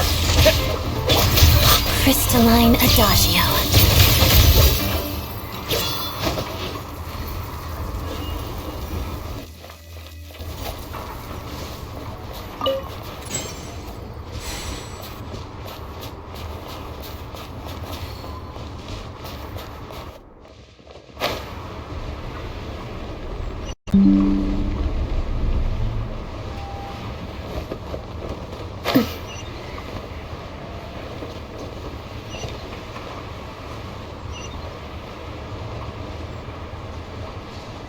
I see them. They're right behind the monster. The monster seems very agitated. It could attack at any moment. Let's make the first move.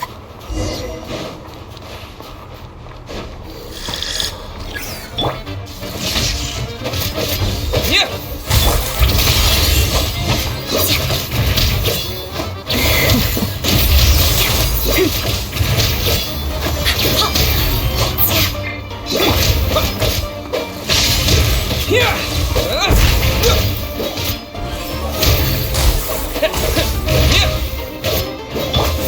Begin. Witness the snow swan's grace.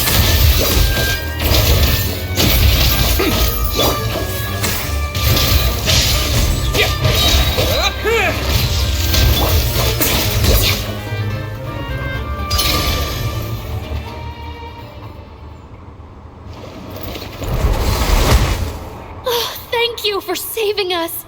We'd have been monster fodder otherwise. Thank you. Thank you.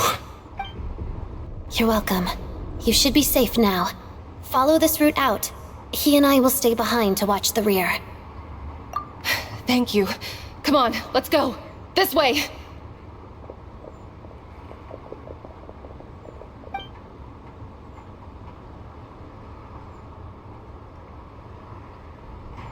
I've searched the area. Pretty sure the monster made a tactical retreat. Yeah, but with us here, it won't be coming back anytime soon. It may be small, but don't be fooled. It's a ferocious beast. People are just food in its eyes. It's lucky we got here when we did. The trapped miners have been successfully evacuated. Time for us to leave. Wait, this place. There's something unusual about it.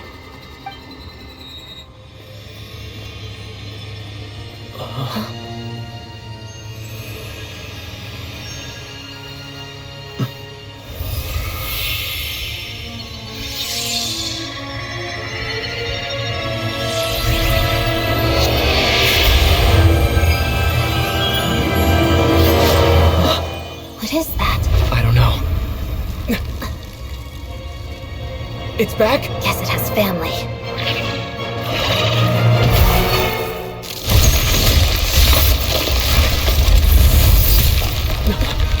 This way. Run!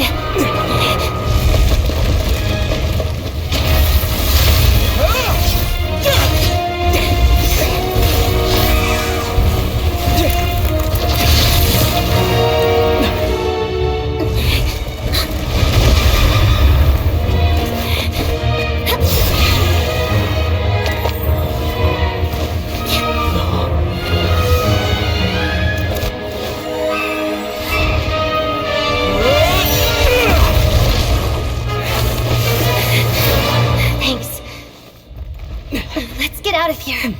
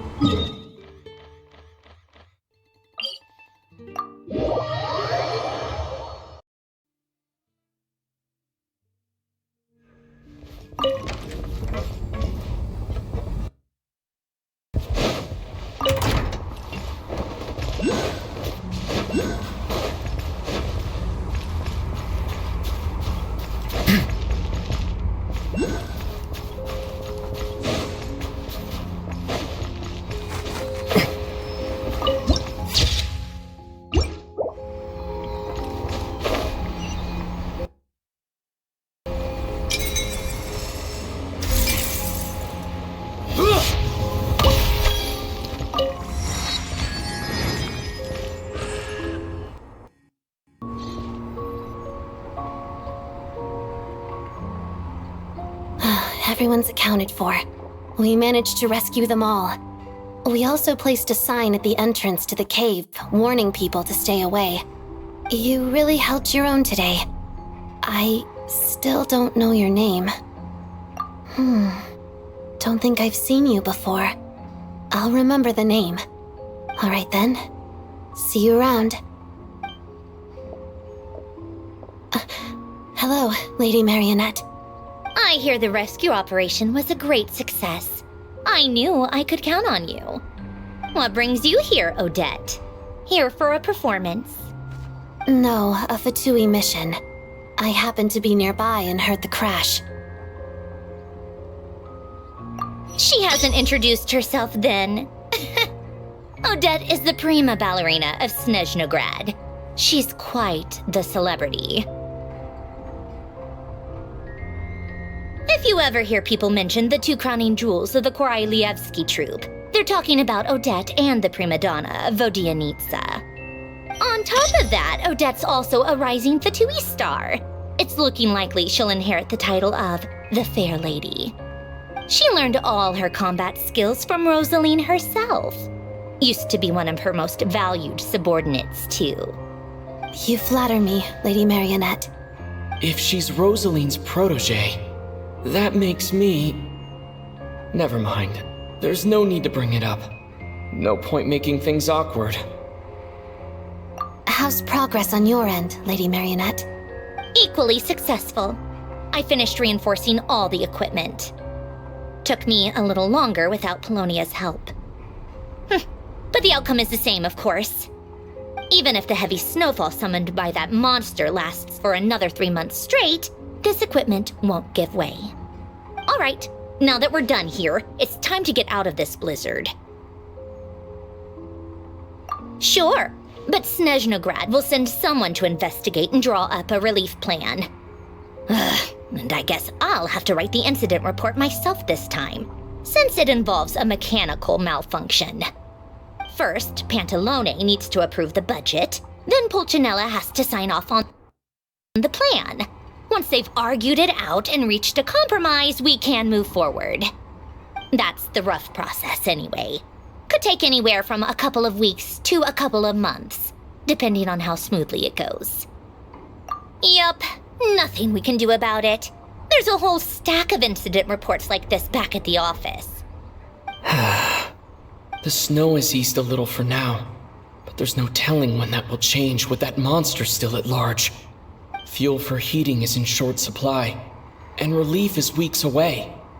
There's no immediate threat to life, but still, it just feels like there should be a better way.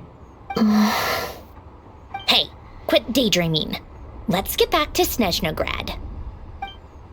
When did you get a new sword? I found it in a cave. It handles pretty nicely. You have a strange affinity for second-hand swords.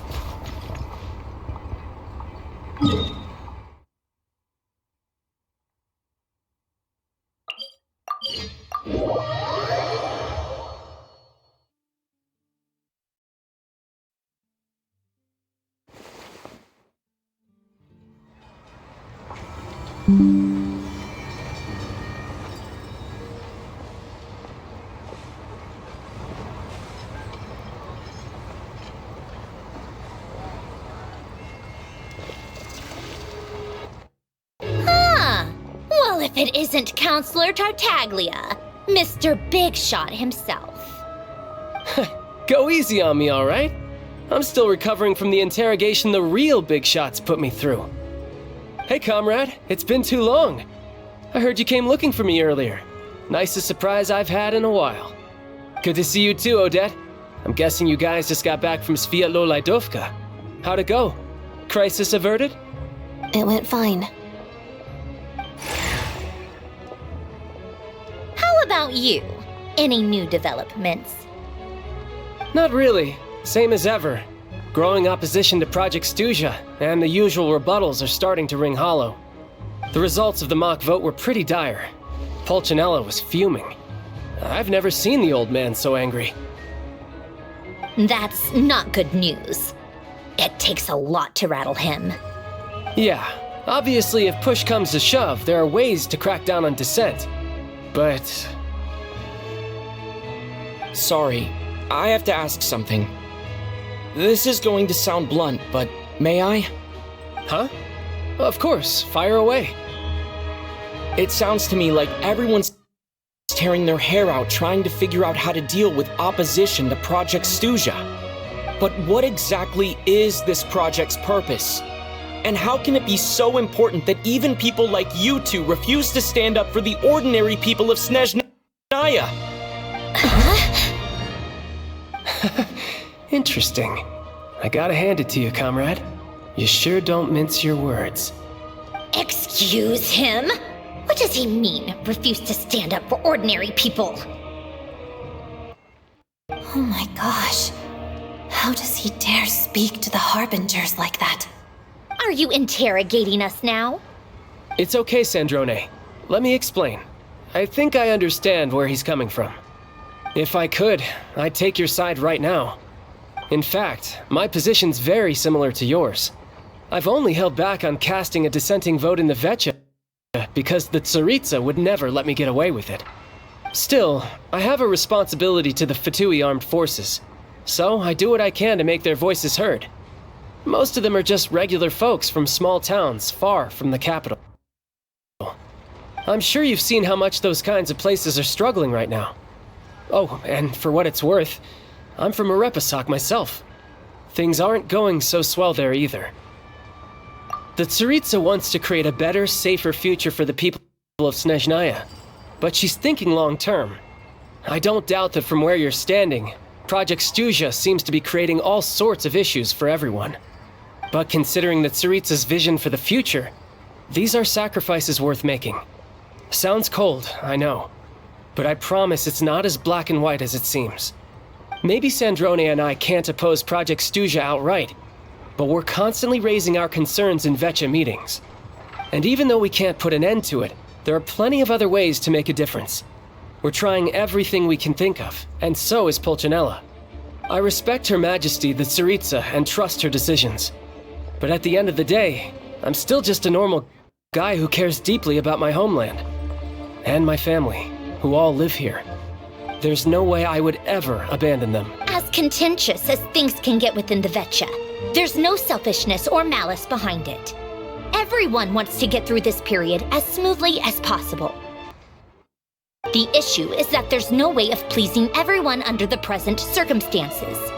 Most of the time, we're trying to decide on the lesser of two evils, which obviously isn't a great look. But that is not the same thing as being blindly loyal to the Tsaritsa.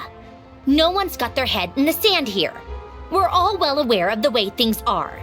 We're just doing our best to make it work. In fairness to Sandrone, she rushed to Sviatlo-Lajdovka's aid the moment she heard that people were in danger. And even Tartaglia, who used to only care about the thrill of the fight, is clearly doing his best to rise to the demands of his new role as counselor. Hey, come on. There's only so much we can say, so don't press us too hard.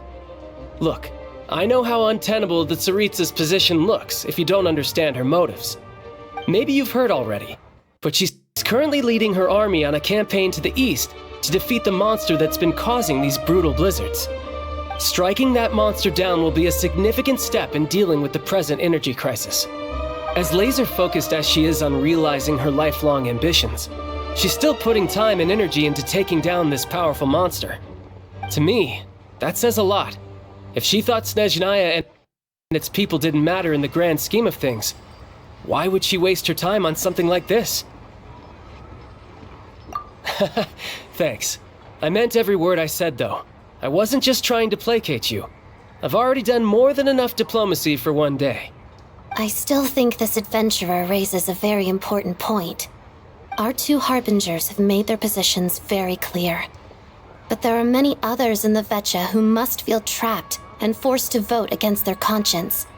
I think it's a very valuable quality to be willing to speak one's mind, despite the risk of offending powerful figures. You can say that again. I highly doubt we'd feel the need to explain ourselves so much if we didn't know you so well. Forgive me, adventurer, but might I be so bold as to ask about your background? How is it that you can converse so openly with two harbingers? Oh, haven't you been properly introduced? Easier said than done. I like to think I'm not the kind of person who goes around busting open people's old wounds. I've only learned his name so far, and no details of his experiences. Is something wrong? Uh-oh. Is there no avoiding the subject of Rosaline? No, it's just... all right. I guess there's no getting around it. This is the world-renowned traveler who helped resolve the storm terror threat in Mondstadt, cleaned up after the mess I made in Liyue, and then went to Inazuma, where there was a duel before the throne in which the traveler defeated Rosaline. Oh. I'm sorry. I didn't think you two would be seeing much of each other, so I figured it wasn't worth bringing up. It's fine. It was a long time ago. It's fine. Sorry, I just remembered that we have a rehearsal coming up. Please excuse me, I should get going.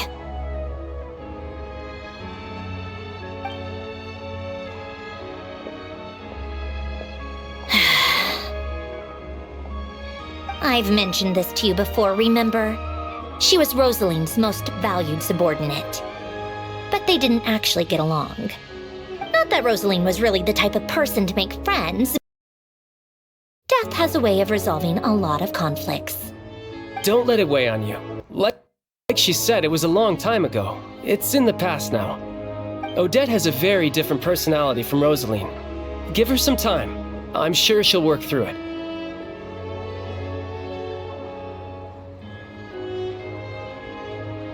Oh, by the way, where's Paimon? It's not like her to hide away. She hasn't been feeling well, so she's resting at Podvorier restaurant. I got a couple of my people to look after her while we were gone. Oh, right. Sorry to hear that. Poor thing. Reminds me of when Tonya was little. She really felt the cold back then. Used to get ill all the time. I felt so bad for her seeing her lying in bed, coughing. She was so mature for her age, though. Whenever someone came to visit her, she'd greet them with a smile and would never complain. I'm sure Paimon's a good kid, too. You're a little short on manpower, right? Let me have a couple of my people take over for yours. I'll send my most capable and reliable. They'll make sure Paimon can recover in peace. Well, that would be great. Your people are more qualified.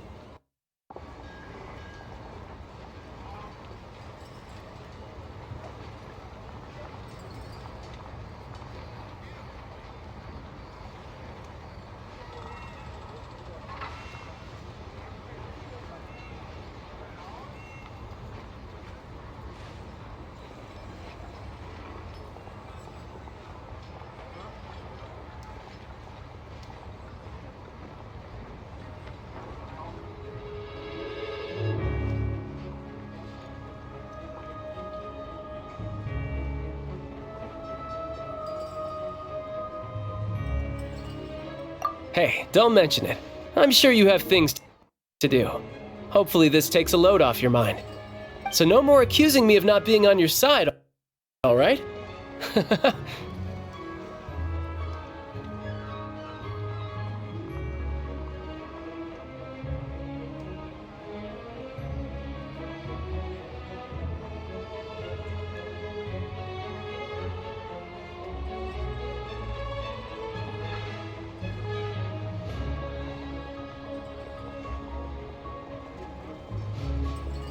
Already? That was quick. I'm afraid I can't help you there. Our director's recent movements are confidential. Even we're not in the loop. If you hadn't told me, I never would have known he'd gone south. I assumed he'd been in Glupov this whole time.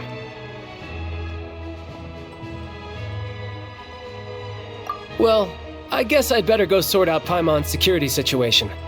I have some other work to catch up on at Glupov anyway. Me too. I have an incident report to write up. Let's leave it there for now.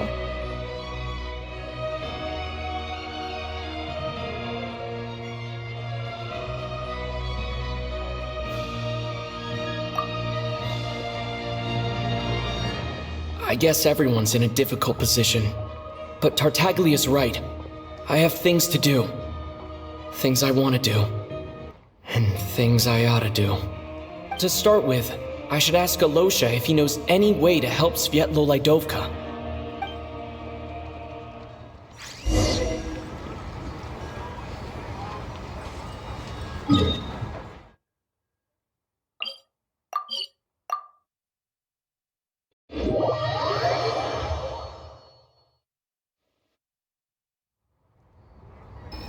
How strange.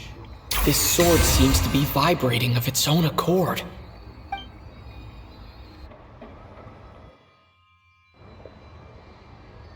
It's a very faint vibration, but it's getting stronger as I get closer to the statue of the Seven. Does this sword have some connection to the statue? But all it does is vibrate, even when I touch it. That place I got this sword from was definitely out of the ordinary.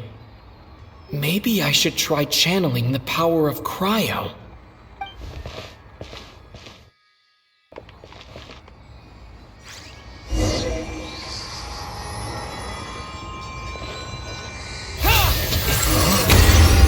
There really is something special about this sword.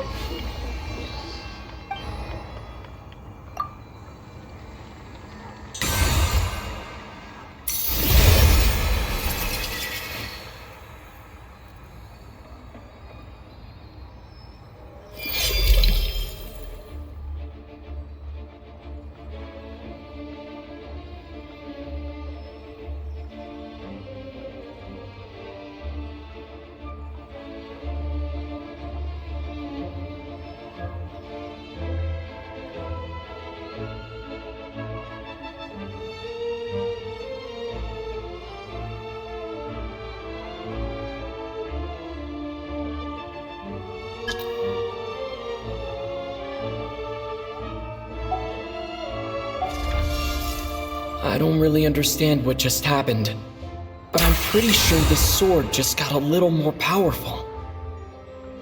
I'll have to try the same thing again when I come across another statue of the Seven. In the meantime, I'd better go find Alosha.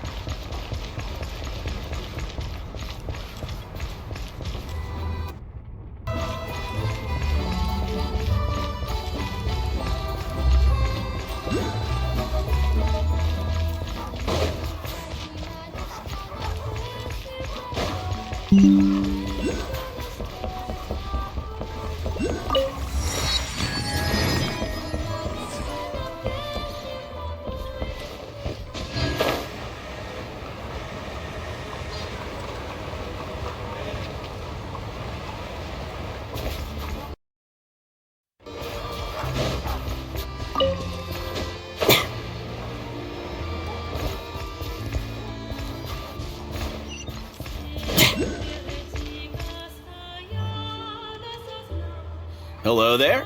How can I help? Ah, sure thing. Give me a second. I'll go fetch him for you.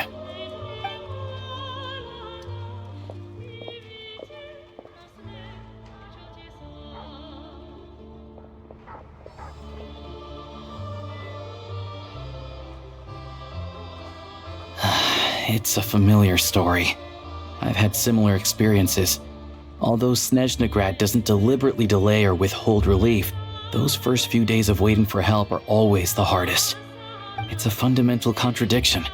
If emergency relief can't be delivered in time, what's the point in even calling it emergency relief? Not necessarily. I think there's a good chance that Kresnik Kristall from Stratomoros will start flowing into the market.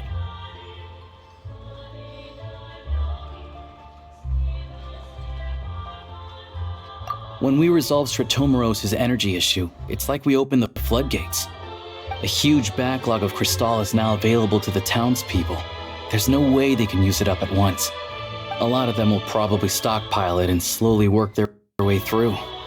Probably a good idea, since energy prices are only going to keep rising. But there will always be people who urgently need Mora. Exactly. At the current prices, selling Kristall is an easy way for an ordinary person to make a fortune. Hey boss, how much do I have left in my account? 1 second, let me check. So, you're planning on buying the Kristall out of your own pocket? Yeah. I don't know if I have enough, so I'll chip in a little extra and buy as much as I can afford. No, it's fine. You're new to Snezhnaya, and you have your own living expenses to worry about. Besides, you're already providing the train. Here's your Mora. See what you can find at the market, but I doubt there'll be much Kristall left. Yeah, well, can't hurt to take a look. Let's see. Huh?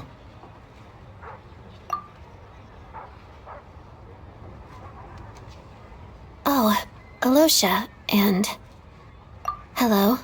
I didn't realize you two knew. Yeah, I take on some odd jobs in the city to supplement my hunting income.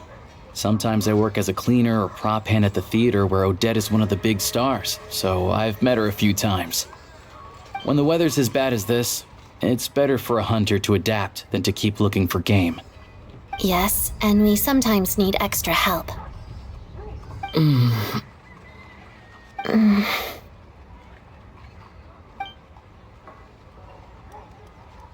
Wait, why is the atmosphere so awkward? I thought things went pretty smoothly in Svietla Lidovka. So, what brings you here, Miss Odette? Looking for some new props? No.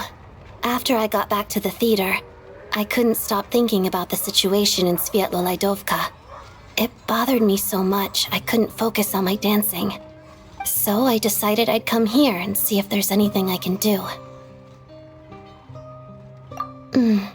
You too, I presume. I suppose that's why you're here. I didn't feel comfortable expressing my true opinions in front of the Harbingers. Not least because ordinary Fatui like me don't even know what Project Stuja is all about. Without knowing the full picture, I can't make sense of it. And at some point, if things aren't making sense to me, I can't just keep going along with it. So many people feel the same way. They wish they could do something, but all kinds of reservations hold them back. Explains why groups like the Rokot are springing up to fill the gap. Yes. Well, that's one option. But there are risks to consider with organizations like that. The Fatui does not encourage their activities. Right, because things can get out of hand. And it's hard to hold the right people accountable when they do. I've heard about a few cases like that. Sandrone said Odette was on track to inherit the title of the Fair Lady. If so, she'll be able to find out what Project Stuja is really about. Still, it's probably a little soon to ask her about that. There may be more to the story. What's on your mind? I think we can both agree that no matter which side you're on, it can't stop you from doing the right thing. Where there's a will, there's a way. I know what Rosaline did while she was abroad. You made the right decision, so no hard feelings. So, what's your plan? Oh, we were gonna buy some crystal. I heard there's some on the market right now. Funny. I had the same idea. In that case, let me pay. I can claim it back as mission expenses. The real issue here is that government relief is behind schedule. Surely it makes more sense for the state to cover these costs than for us to pay out of our own pockets. True. It's a huge expense after all.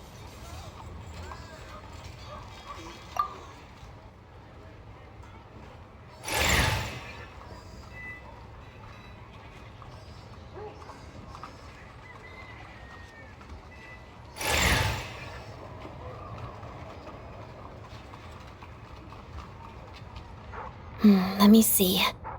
I'll take it all, please. And I'll be needing a receipt. Right.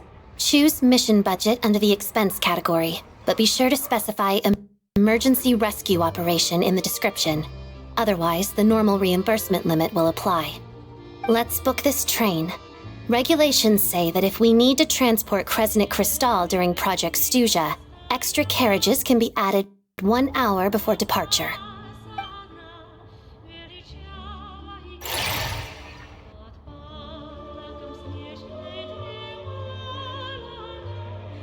That should do it. The train will be escorted to its destination by Fatui guards. This is my first time seeing you handle Fatui affairs, Miss Odette. It seems you're as skilled an officer as you are a dancer. You flatter me. It's only because I've been doing both my whole life.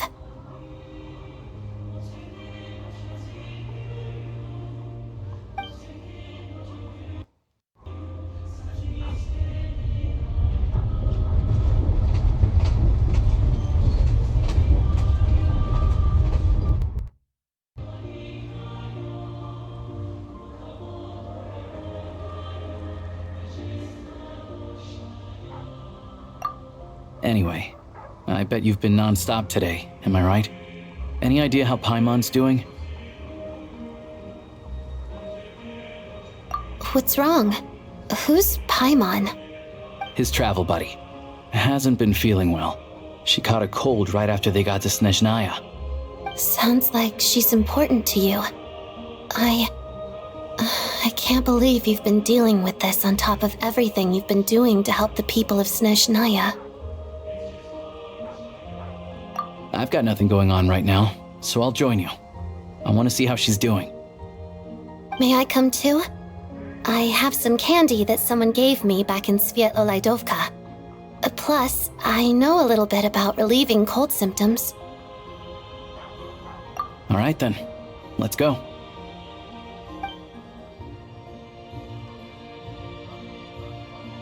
I still don't know what the deal is between these two, but at least the tension seems to have vanished.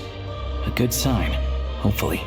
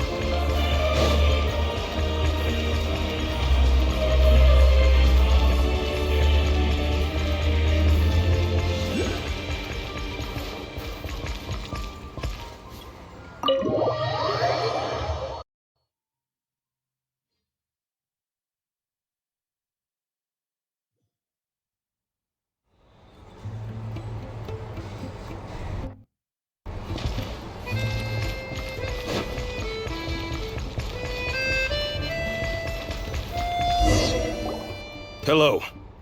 Sorry. but there's a sick person recovering in this room. Can I help you? What happened?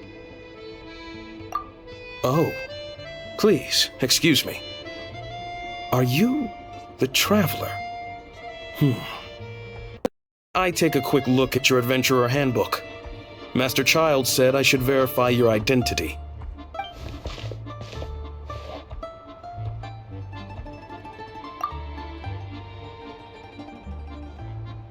Ah, it's really you.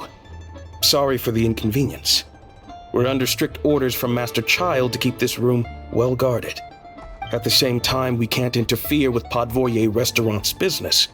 That would only seem all the more suspicious and draw unwanted attention to this room. Besides myself, a few of my colleagues are stationed in and around the restaurant, in plain clothes, of course. Rest assured, you're in safe hands. I didn't expect such a high standard of protection. Well, Master Child handpicked us for this special assignment. We're not about to let anything go wrong. Anyway, I won't keep you any longer. Please, head inside.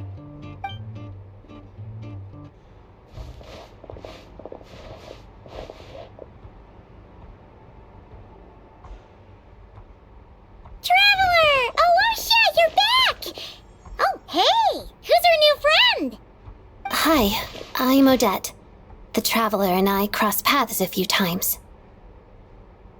Another friend from the Fatui, huh? You're practically a member yourself by this point.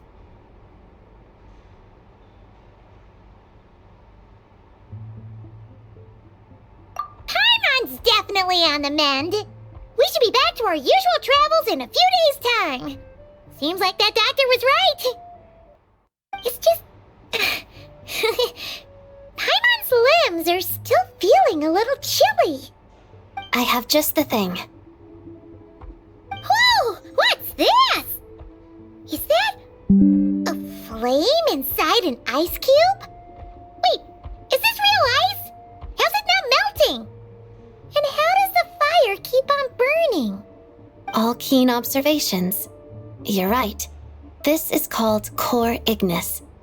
Whenever I've caught a cold in the past, I found I recover much more quickly if I place this by my bed. You're welcome to borrow it. Awesome! Wow! It's so nice and warm! Oh, it's like magic. Your name was Odette, right? How did you two meet again? Looks like she's in pretty good spirits. That's a relief. Any progress with your investigation yet?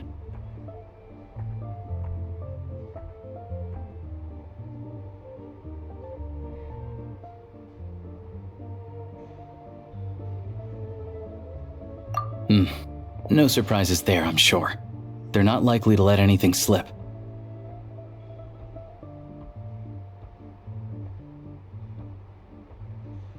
The Rokot, huh? Let me think. Members of the Rokot keep their true identities hidden, but I think there might be someone I can introduce you to. Leave it with me. Meet me at the Korolyevsky Troop tomorrow, and I'll tell you how it goes. Would anyone like a drink? I'm gonna head to the bar. Paimon will have... maybe some hot milk? Yeah. Paimon's in the mood for something warm. Enough with the secret chat, you two. Let's catch up properly in a minute. Paimon wants to know everything that's happened today. It'll be kinda like Tabletop Troop. No reason why listening to a story can't be an adventure.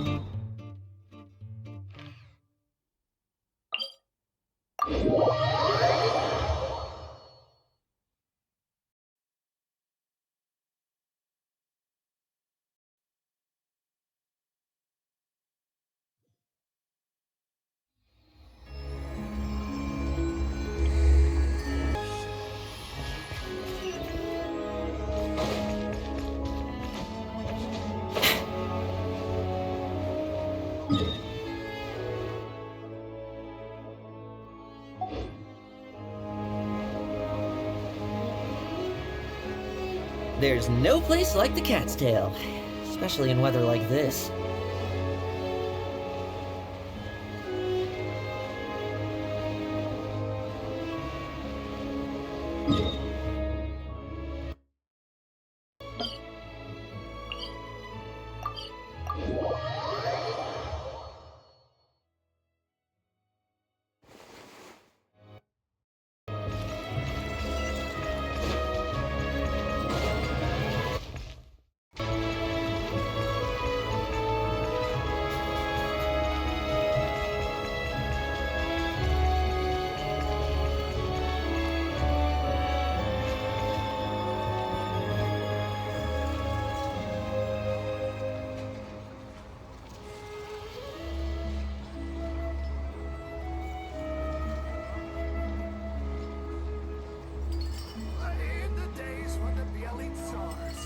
Can I get you? Why don't we go for a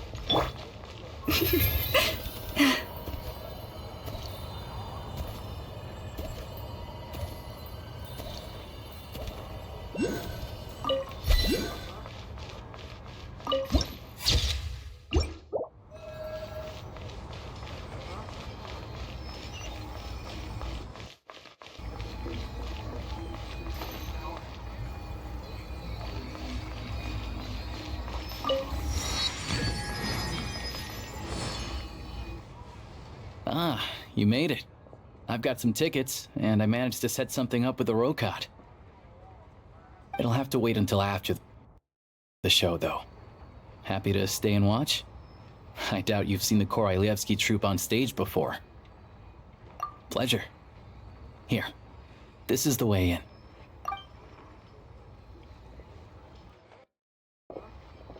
Please present yourself for a routine inspection in accordance with theater regulations. Thank you.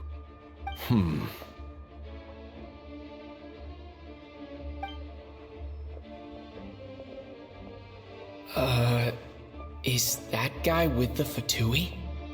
Looks like he's waiting for something. Okay, all done. Thank you for your cooperation. Please proceed through to the theater.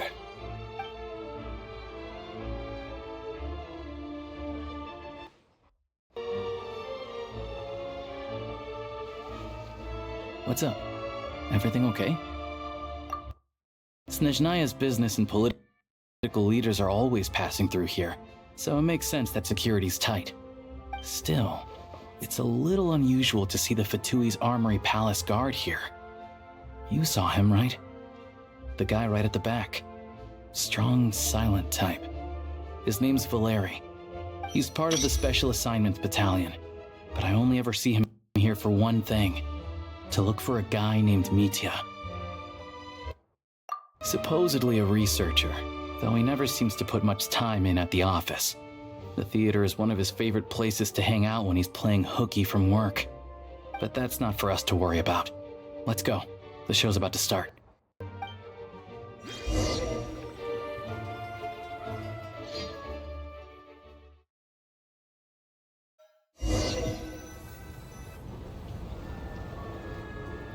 What do you think? Pretty impressive, huh?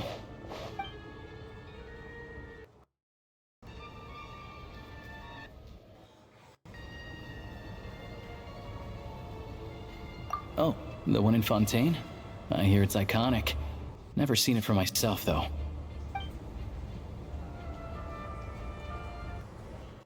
Here we are, just in time. Sorry, coming through.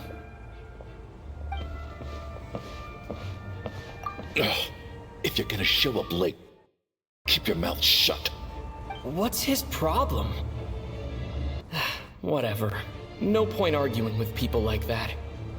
Look, there she is. That's who I'm introducing you to later. She's the lead singer of the troupe, Vodyanitsa.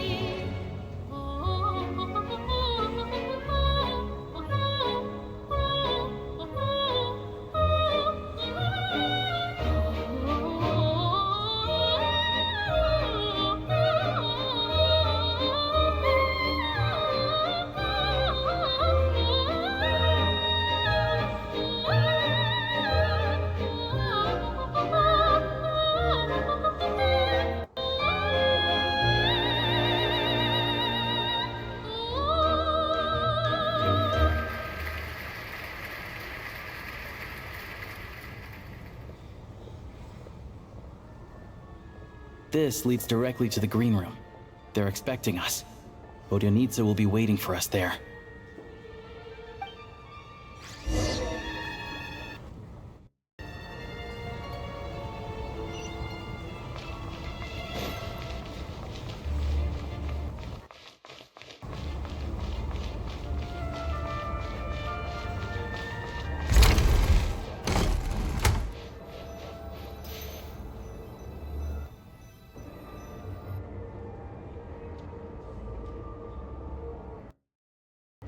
Hey there.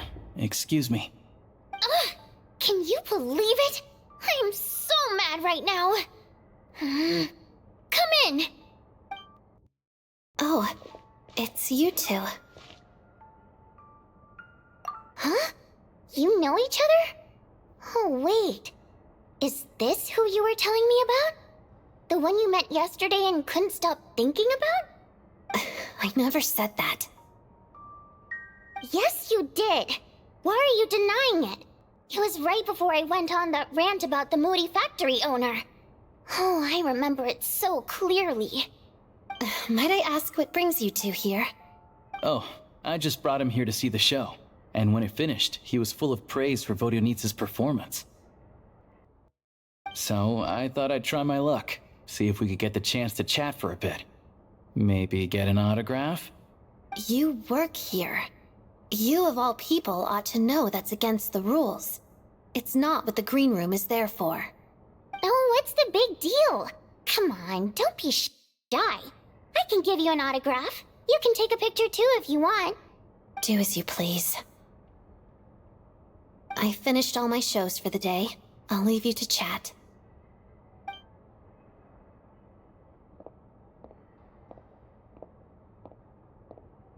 I wasn't making that stuff up, you know. Odette's just too proud to admit it. She thinks very highly of you, and so do I. You did the right thing in Svietloladovka. We're good. Odette's out of earshot. I'll lock the door.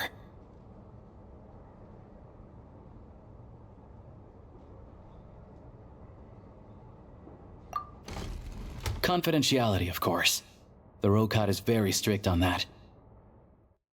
Whoa, Alosha! Not out loud! Not with an outsider here! Relax, I've taken care of it. Look at this. The President's reply sent this morning. Wait, so he's been approved to join? You told me last night that you wanted to get intel from the Rokot. Unfortunately, Rokot intel is only available to members. But ever since you set foot in Snezhnaya, we've been working together. I've seen the way you work, your character, and your motives. Everything about you is perfectly in alignment with what we're trying to achieve in the Rokot. So I figured I might as well cut to the chase. I wrote a letter to the President explaining your situation, including just the right amount of detail. His approval came very quickly. Of course, It's still your decision whether you want to join or not. We'll respect your choice. Well, assuming Odette was telling the truth and she didn't misjudge you, I guess we don't need to worry about you blowing our cover. Still, you gave me a real fright. I didn't know that's why you came looking for me. So, that stuff you said about admiring my performance, was that just because Odette was here? Did you actually mean it? Now you're talking. That's what I like to hear. Anyway, let me give you a quick rundown of how things work. Like I said, the Rokot is a covert organization, and we hide our identities. Members typically don't meet in person or even know each other's identities. This helps us maintain a high level of independence and secrecy. Because of this, members are basically free to decide their methods without constraints, so long as the outcome of any activity doesn't violate the organization's principles. After all, we don't have any ostensible contact with each other. This way, if anything goes wrong, no one else will be implicated. Beyond the freedom to choose how you operate, it's also your choice whether to act at all. We have plenty of members who have yet to take any action. In short, joining the Rokot in and of itself won't place any restrictions on your activity in Snezhnaya. There's a code of conduct you can read if it interests you. But basically, as long as you don't plan on using your anonymity to go around doing evil, you'll be fine. I tried reading it 5 or 6 times. Never made it all the way through. Even the most lackluster script makes for more interesting reading. Great. Then I'll go grab an official application form. Be right back.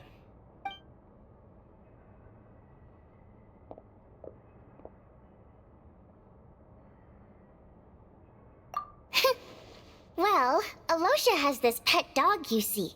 His name's Tagarin, and this one time, Alosha brought him backstage.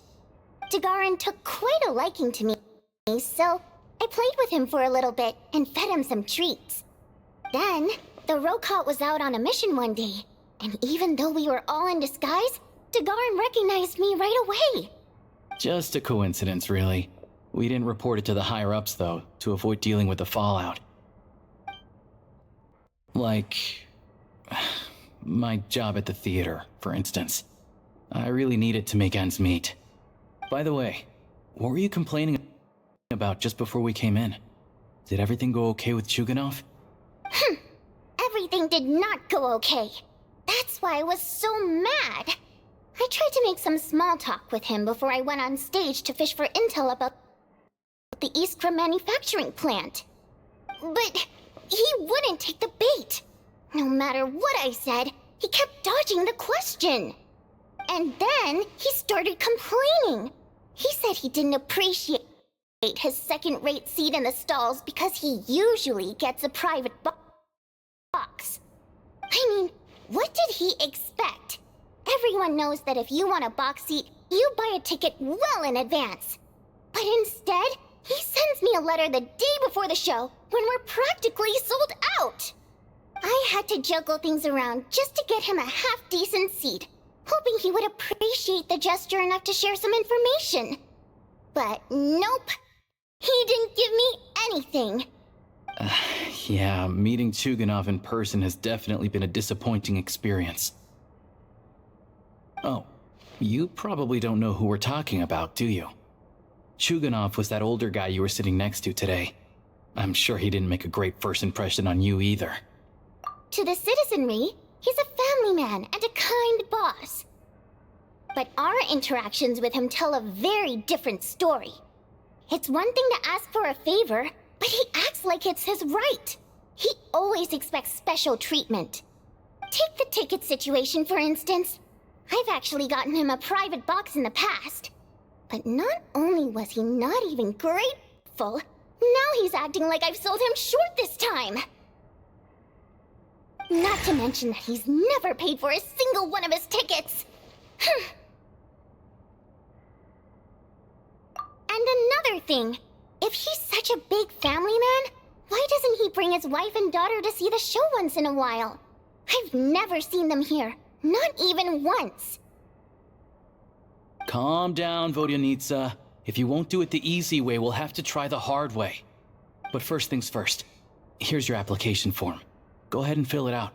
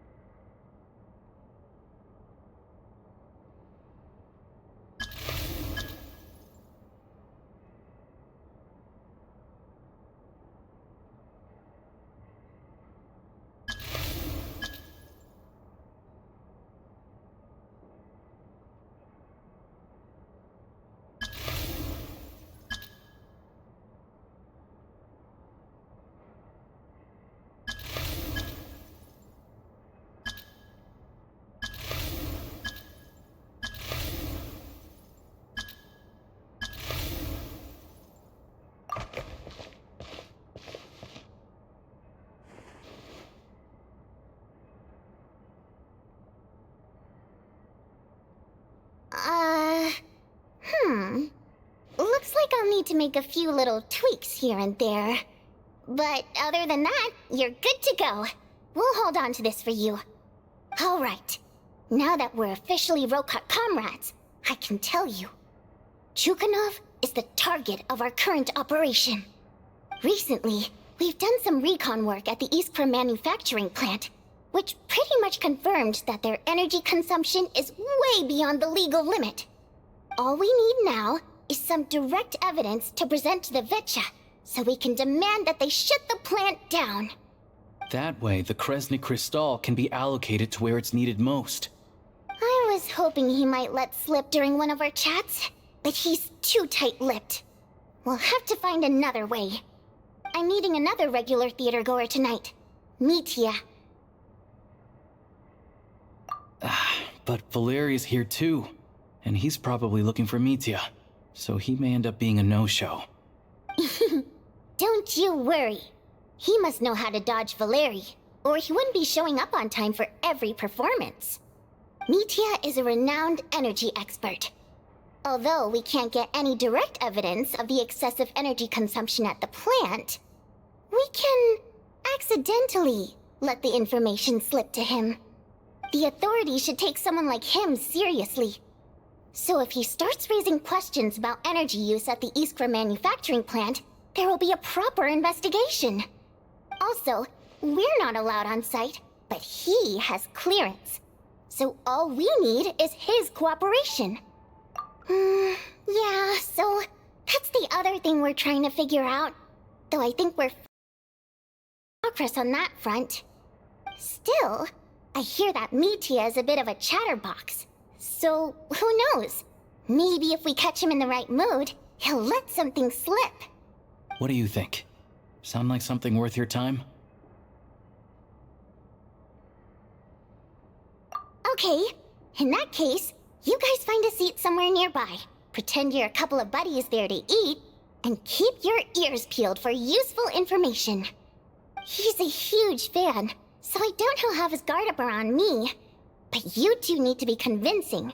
If he suspects anything at all, he might stop talking. Sure. Don't worry. We'll make a believable pair of buddies. Perfect! You've sold me already. Now, help me tidy this room up a bit before we head out. Okay. What needs tidying? Everything!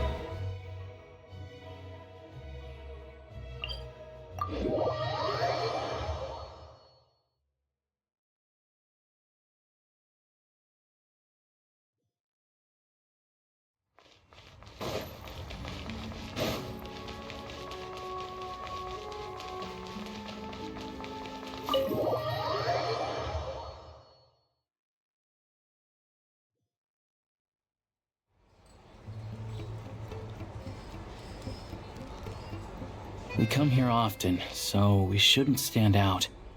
Let's sit here. Now, it's up to Vodyanica. Let's see how the conversation goes.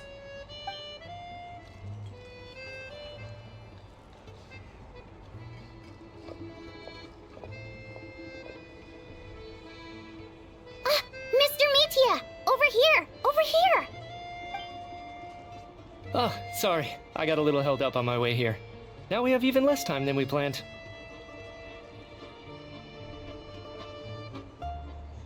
Go ahead and order some snacks and drinks. Whatever you like. Let me see. According to my schedule, we still have 25 minutes left.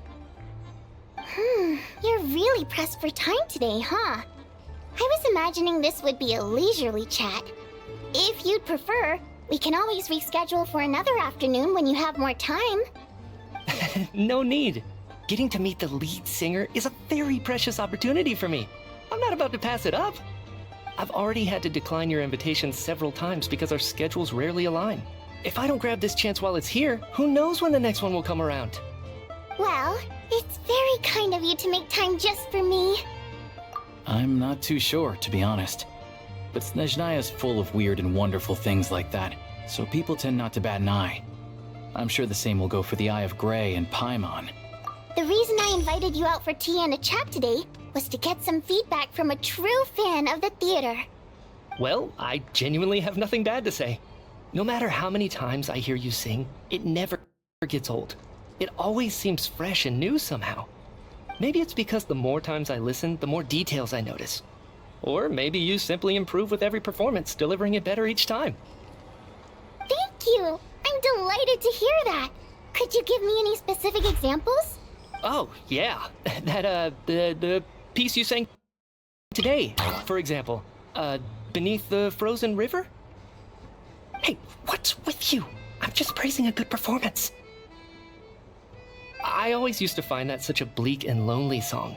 But the more you listen, the more you realize that it's not as cold and nihilistic as it appears. When you really dig down into it, there's a certain level where you're surprised by the emergence of hope. Wow, I'm impressed. I didn't expect you to pick up on that.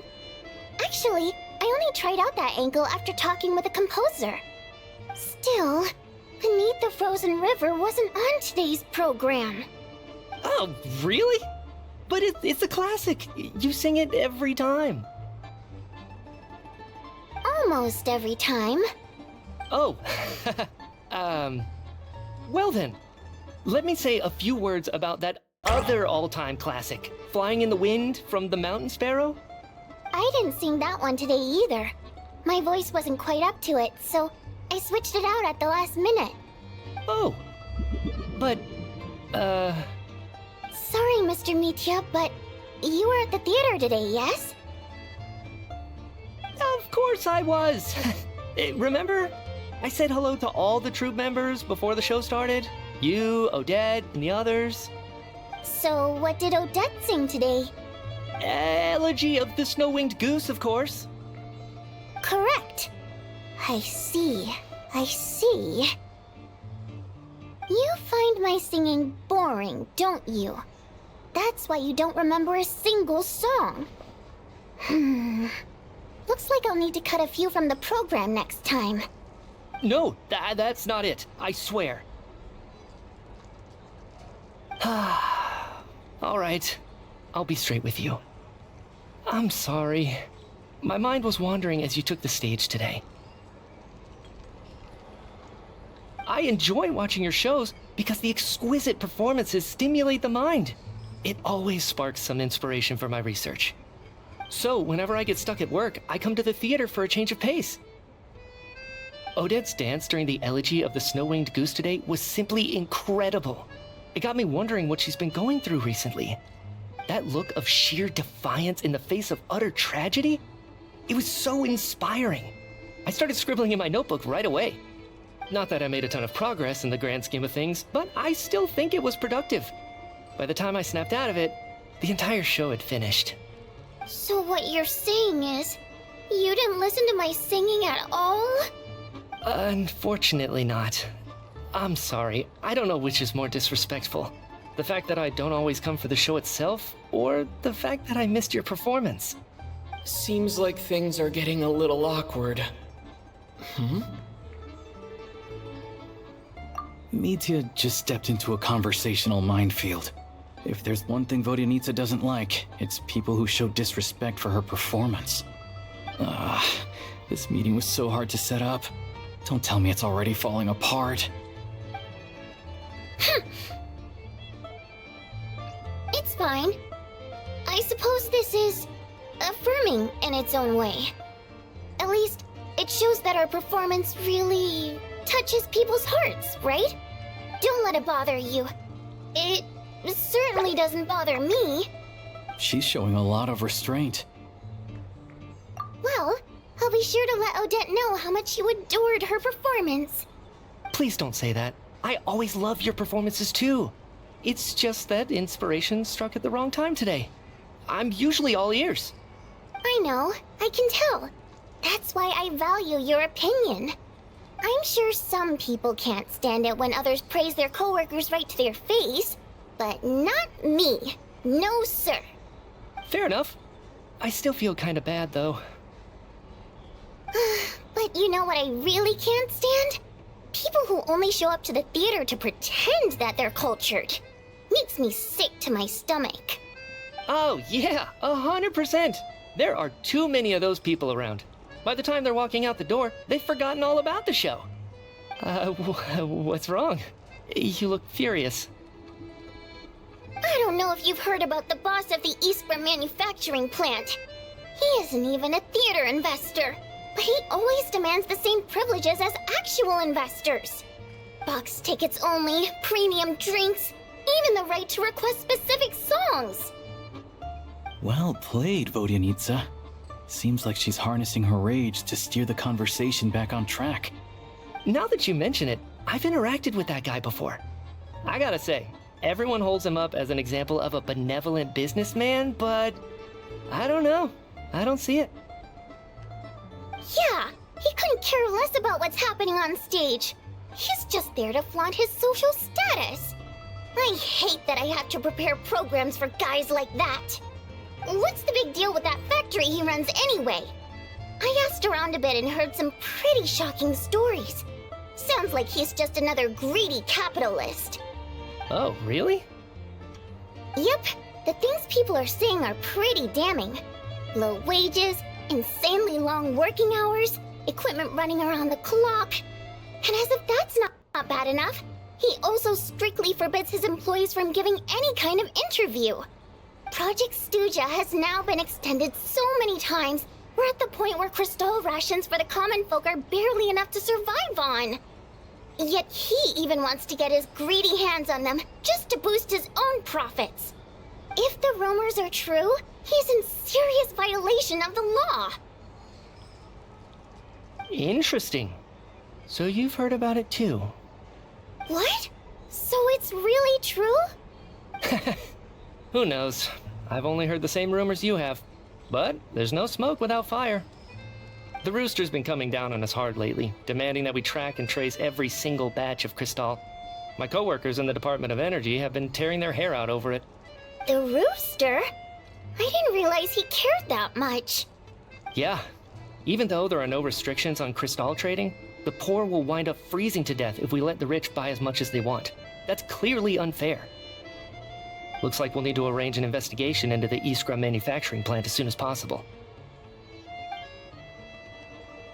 I never knew you kept up with current affairs beyond the theater, Miss Vodyanitsa. You really have a heart for the common person. Most Fae in your position have long been indifferent to the plight of humans. Well, those of us who choose to live in human cities are naturally going to pay attention to any significant upheaval. Isn't the Rooster a Fae himself? I I'm just surprised to learn that even someone with as much experience as him is getting so stressed out over Project Stuja. What is the end goal of this project anyway? This is it. We're finally going there. I'm sure Mitya can sense on some level that she's fishing for information. But since their conversation is so relaxed, he might just let something slip. It's stressing me out too. If I'd only made better progress with my research, things wouldn't have dragged on this long. Oh, so your work is related to Project Stuja? That's right. The Armory Palace needs a brand new energy source. Not the power of the Light Realm and not elemental energy. Right now, the only thing that meets the requirements is the power contained within stellar linchpins. But harnessing that power is costly. Each step of the process requires enormous amounts of Kresnik crystal, from extraction to quantification to attempts at conversion. Progress has been painfully slow, and the team is getting burned out as time goes by. Sometimes, I see people staring into space as if in a trance. Could it be that this new energy source has side effects? No, it doesn't affect us, because the energy is used for... Okay, I got it. Stop choking me.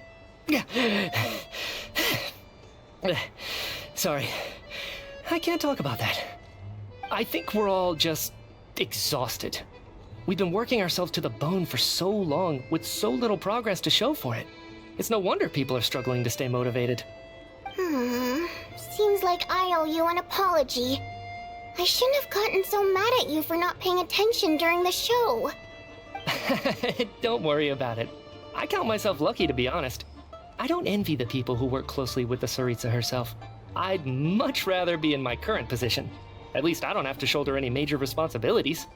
So they're trying to develop a completely new kind of energy. Yeah, censored by a scarf. Who would have thought? Oh dear, it looks like my time is up. I'm afraid I have to leave. I'm so sorry. We ended up barely talking about the theater. That's okay. It was a pleasure chatting with you, really. Let's make up for it next time.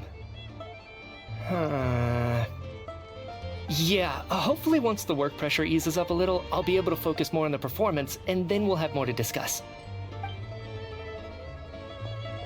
We touched on some confidential issues today. I'd be grateful if you could keep it between us. That could have gone worse. Nice job. Why was Mitya in such a hurry to leave, though? Sorry, routine inspection.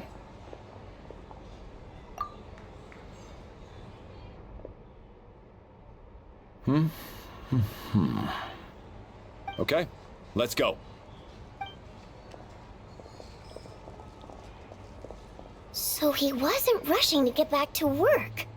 He must have calculated that Valeri would find him here in exactly 25 minutes. That's frighteningly accurate. One of the main duties of the Special Assignments Battalion is to ensure that important figures stick to their schedules.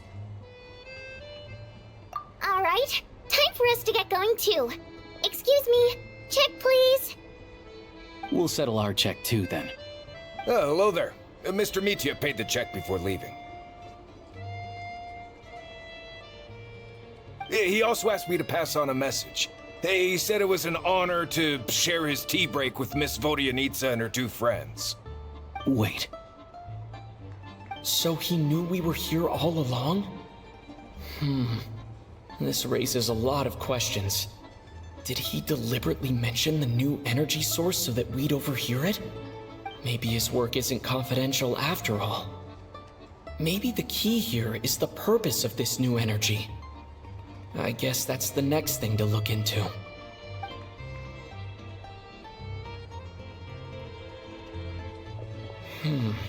Vodyanitsa and Alosha have left. Time to head back and call it a day.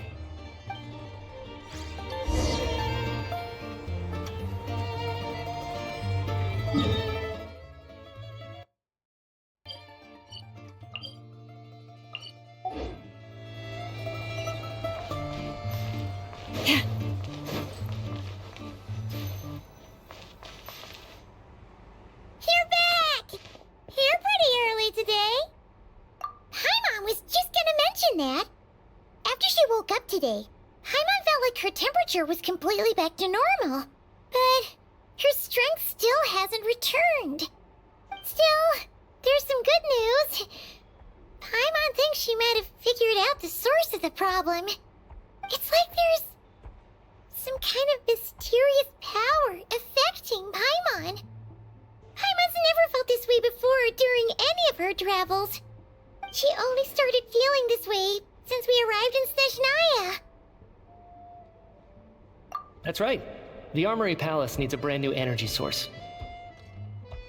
Could that have something to do with this? What is it? You're making that face again. You know, the one you get whenever you have a light bulb moment?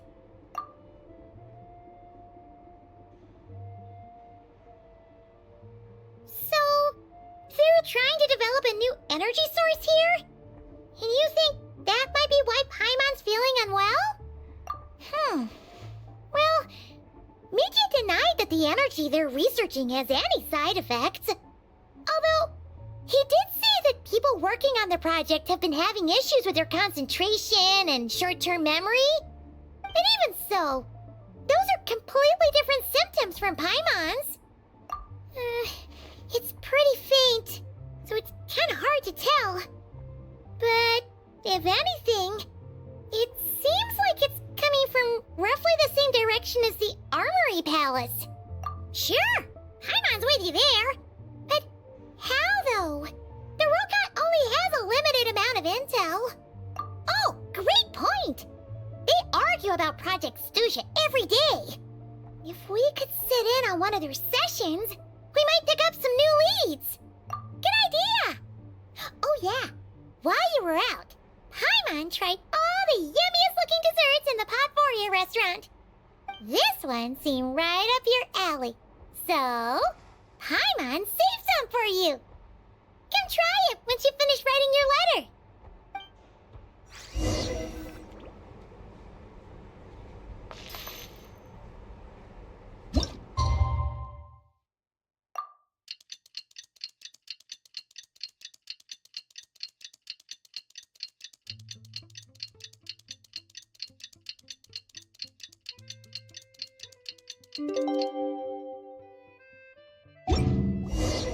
Alosha replied. He says that we won't be able to speak at the Vetcha, but he can arrange for us to attend as visitors. Time to get ready, then head to the Snezhnagrad Vetcha. You're back! Paimon's been working on the crossword puzzle in the newspaper. It's actually pretty fun. Oh, shoot! Paimon forgot the next word. Oh, she had it a moment ago.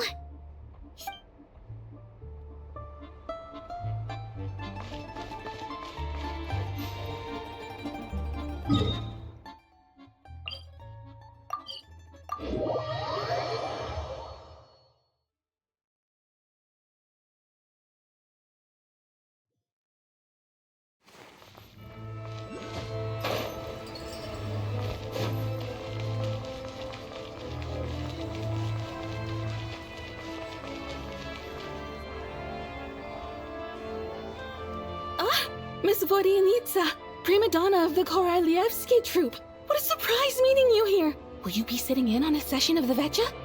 Sorry, I'm not taking interviews today. Oh good, you're here. The session's about to begin. Let's get inside. Please wait, Miss Vodyanitsa. Could you introduce me to your new friend?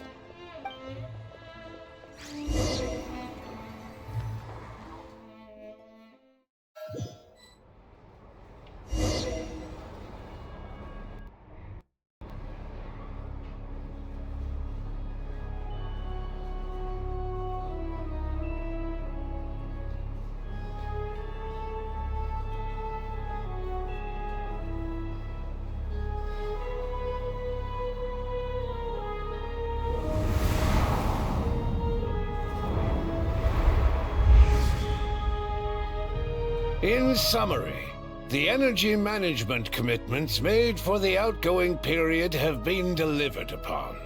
Furthermore, both the production and consumption of Kresnik Crystal show clear signs of stabilizing. The relevant agencies have assessed the present circumstances and determined that the status quo can be sustained until the next period. For detailed statistics, I would refer you to the industry reports that have been distributed to all persons present. It should also be noted that while the recent blizzards have led to a significant increase in people's energy expenses, this is strictly a short-term phenomenon associated with a remotely located monster. Her Majesty the Tsaritsa is giving her full attention to this matter. We should have every confidence that it will be dealt with swiftly and conclusively. A financial report on disaster relief is also present in this report, courtesy of Pantalone. They cover the same old ground every single time. The rooster never seems to mind, but everyone else is getting tired of it. There's a general lack of trust. People aren't seeing any tangible benefits that affect them directly. Of course, none of that will be reflected in any of the reports on the table. Yeah, if it weren't for these hard copy documents, I could have at least made something up. Oh, don't mind me. I'm just out here trying to hit my interview quotas. Bring out the kvass. Ever read it? Best-selling newspaper in town. If I remember correctly, you guys don't even have a sales permit. You have to sell from stalls on the street. Okay then, best-selling street stall newspaper in town. Still counts. Order! We will now open the floor to the representatives. If there are no further substantive issues to discuss, we will then proceed to a vote on this motion. Snezhnaya has a long tradition of treating members of the Fatui armed forces and their dependents favorably. But recent surveys shows that Fatui families in remote areas have access to 15% less crystal than the average civilian family in Snezhnograd. It's been said many times before, but it bears repeating now. There needs to be a clear and consistent rationale behind how crystal is allocated, or we will soon face immense public backlash. Perhaps you wouldn't need to keep repeating yourself if you would hear me out for once. I say again, true consistency exists only in principle. In the real world, fairness is relative. You appear to treat resource allocation as a simple function of production and population. So what about when the equipment used in production breaks down? Have you factored that into your equation? And do you even know how long it's been since Snezhnaya last conducted a census? If I knew the answers to questions like that, I'm sure I'd be a very wealthy man. And I doubt I'd be going by child. I'd like to bring the focus back to the specific issue I raised. Or do you wish to deny that favorable treatment for Fatui dependents is our long-standing policy? It's easy to be a critic when there's no accountability. That seems to be a running theme in the anti-Project Stuja cohort. Defeat the ringleader and all other problems will magically resolve themselves. That's what they seem to think. But in case you aren't aware, not one jot in my report would change whether Project Stuja continues or not. So you have no intention whatsoever of finding a solution to this problem? On the contrary, I'm the only one here who ever brings solutions. Child opened by speaking up for the armed forces. Regrator struck back with style and a war of words ensued.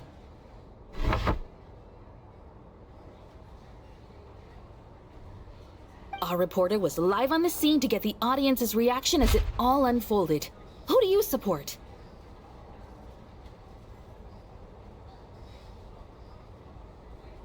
The people have spoken! Regrator delivered a deft rebuttal to Child, as we've seen so many times before. But how could Child take this lying down? Now you see why they don't have a sales permit. However this reporter wants to spin things, I haven't forgotten that Tartaglia was representing the Northland Bank when we first met in Liyue. So surely, their relationship can't always have been this strained. You two are getting off topic. Let's focus on what the data is saying. Mr. Pantalone, may I speak on your behalf?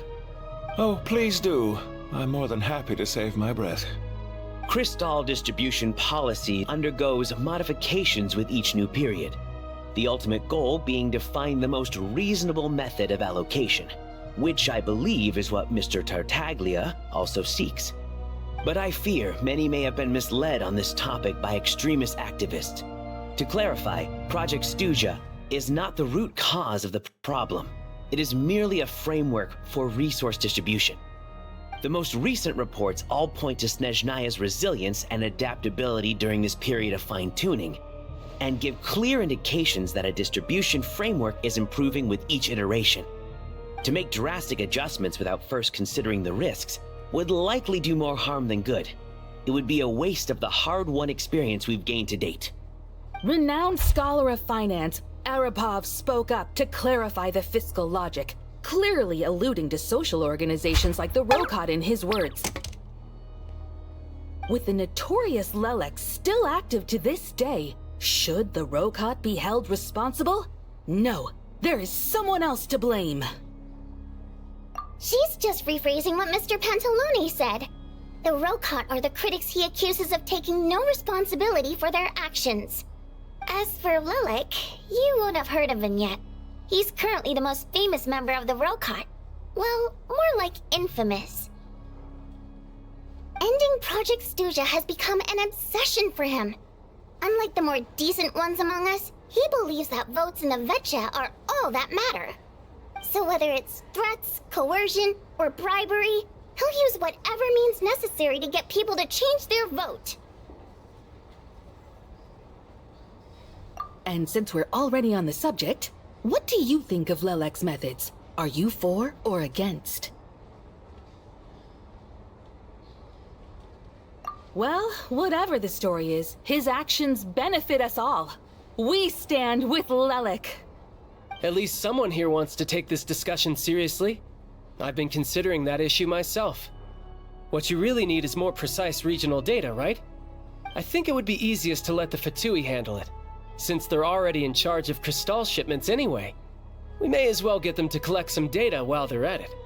Whatever you need, you can ask the Fatui to look into it for you. In terms of supervision, I think the Druzhna would be a good fit. I had hoped to discuss this with Miss Vesna, but sadly, she's not present. I will be happy to take a note of your suggestions and present them to Commander Vesna for a decision upon her return. The Commander has always taken a keen interest in Project Stuja.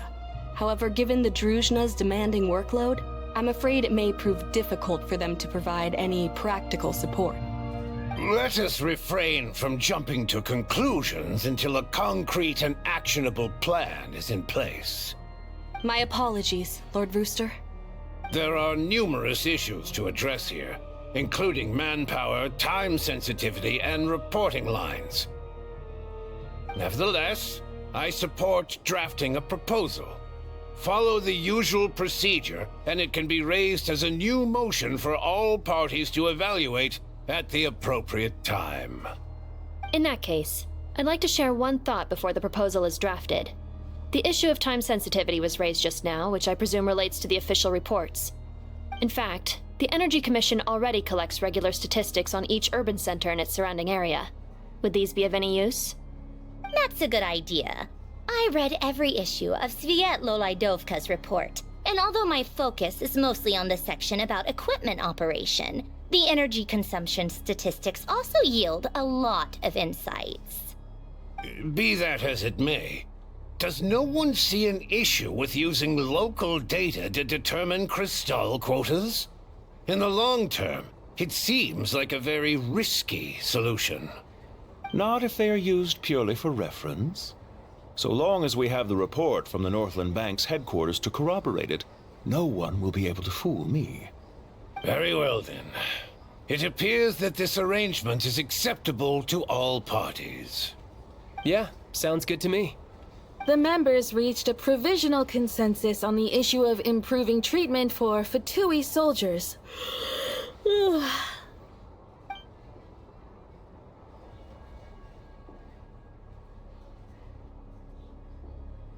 Today, the prima donna of the Korylevsky troupe attended a session of the Snezhnograd Vecha in the company of a dashing young man.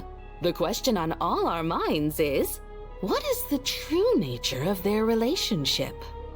Write anything like that again, and I'm revoking your permission to interview the troupe. Got it?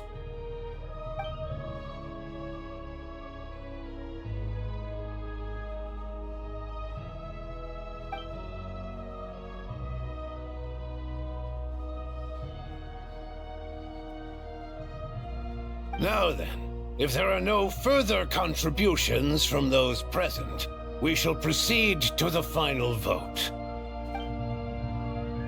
Hey, check it out! What made him vote against? Why now?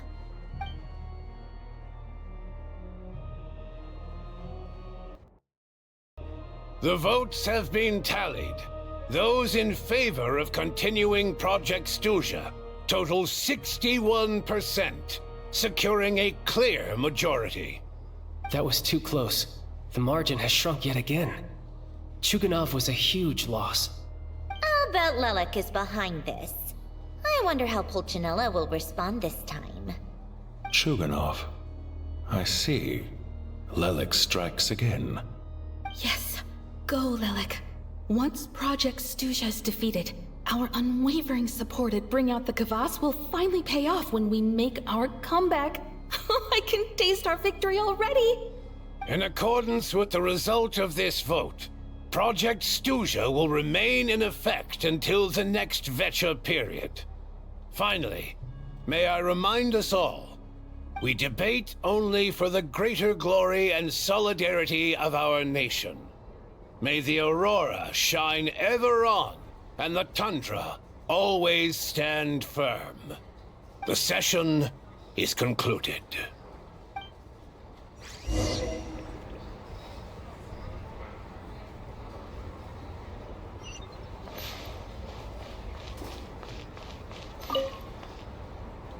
I have to say, I really wasn't expecting Chuganov to vote against Project Stuja. Well, in principle, Snezhnaya's business and political elites ought to be the ones least likely to oppose it. As we heard, Project Stuja is basically just a resource distribution framework that requires everyone to cut back during the winter. But even if the policy got cancelled, the Tsaritsa's energy needs wouldn't suddenly go down. The extra demand from the public would have to be filled from somewhere. So logically, the factories would have to take the hit. I got a letter from Mr. Mitya just before today's session. He said he's confirmed that there are issues around overtime and excessive energy consumption at the Iskra manufacturing plant. In a situation like this, once the Rooster receives the report, he'll order the factory to halt production and submit to an investigation before issuing a penalty. But that's a week-long process, and thus didn't make it onto the Vecha agenda this time. I don't think he suspects anything so far. Exactly. And as you know, he's a very selfish person. I was originally gonna try and flip him after he received notice of the official sanctions. My plan was to convince him that the whole thing was completely unfair. Rather than just sit back and take the hit while his factory stopped production, he'd be better off voting to end Project Stuja. At least that way, no one else would be able to make any money either, because all the factories would suddenly have more limited energy to work with. But now, he's already voted against it, which means someone must have used more forceful means to change his vote. Just like with everyone else who flipped. Yeah, no one knows why Lelek is so obsessed with ending Project Stuja, but by the looks of it, he's inching closer and closer to success. Lelek must have strong motivations, given how he'll stop at nothing to achieve his goal. Maybe he knows the full truth of Project Stuja. Maybe my next step should be to focus on him. All right. What are your plans for the rest of the day? Shall we head out? Hey, comrade. I noticed you were here during the debate. I didn't take you for a political enthusiast. Greetings, Harbingers. I just happened to have some free time today, and my new friend here thought it might be fun to check out the Vecha. Ah, Odette must have introduced you. Looks like you two are getting along pretty well. I'll leave you to catch up. I should head back to the troop. Sure. Break a leg and all that.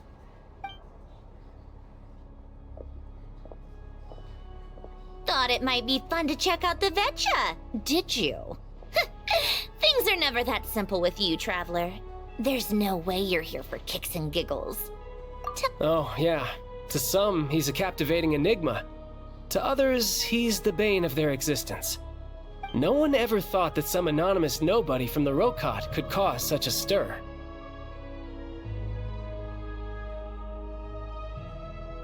Huh? You want to look into Lelik? Then I'm sure his days of anonymity are numbered. What do you think, Sandrone? Fine by me, I guess. If the Traveler actually manages to expose Lelik, it'll be doing Pulcinella a favor. In return, it seems fair to let him in on what we've learned so far. My thoughts exactly. Sharing is caring, after all. Head back to Glupov and grab the files on Lelik. It's easier to just pull the records than go through the rigmarole of getting the Traveler a visitor's permit. As you command, child, sir. In that case, since we're going to be waiting anyway, I'll have someone brew a pot of black tea.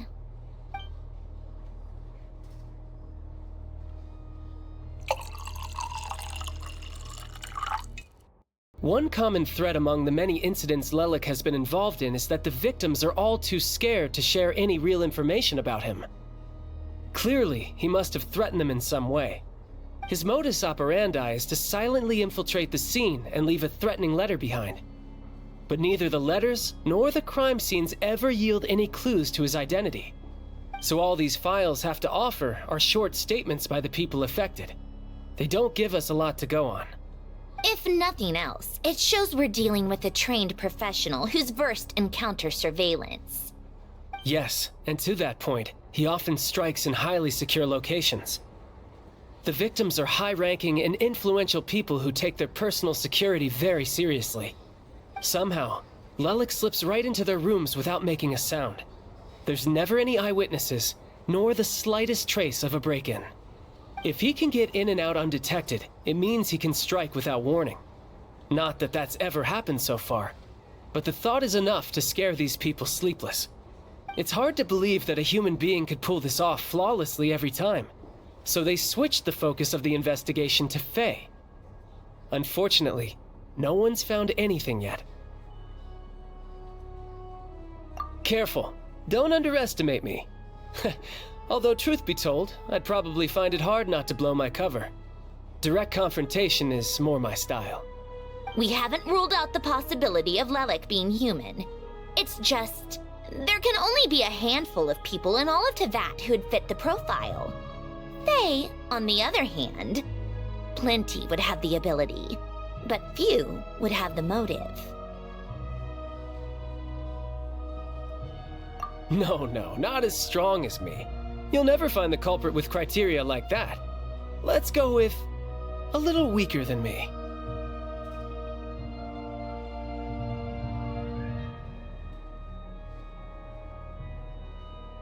There's no denying that Master is strong, but meticulous. We can only hope. He's just trying to find a reference point. Stop getting fixated on who's stronger than who. But that's the most important thing. In my opinion, anyway.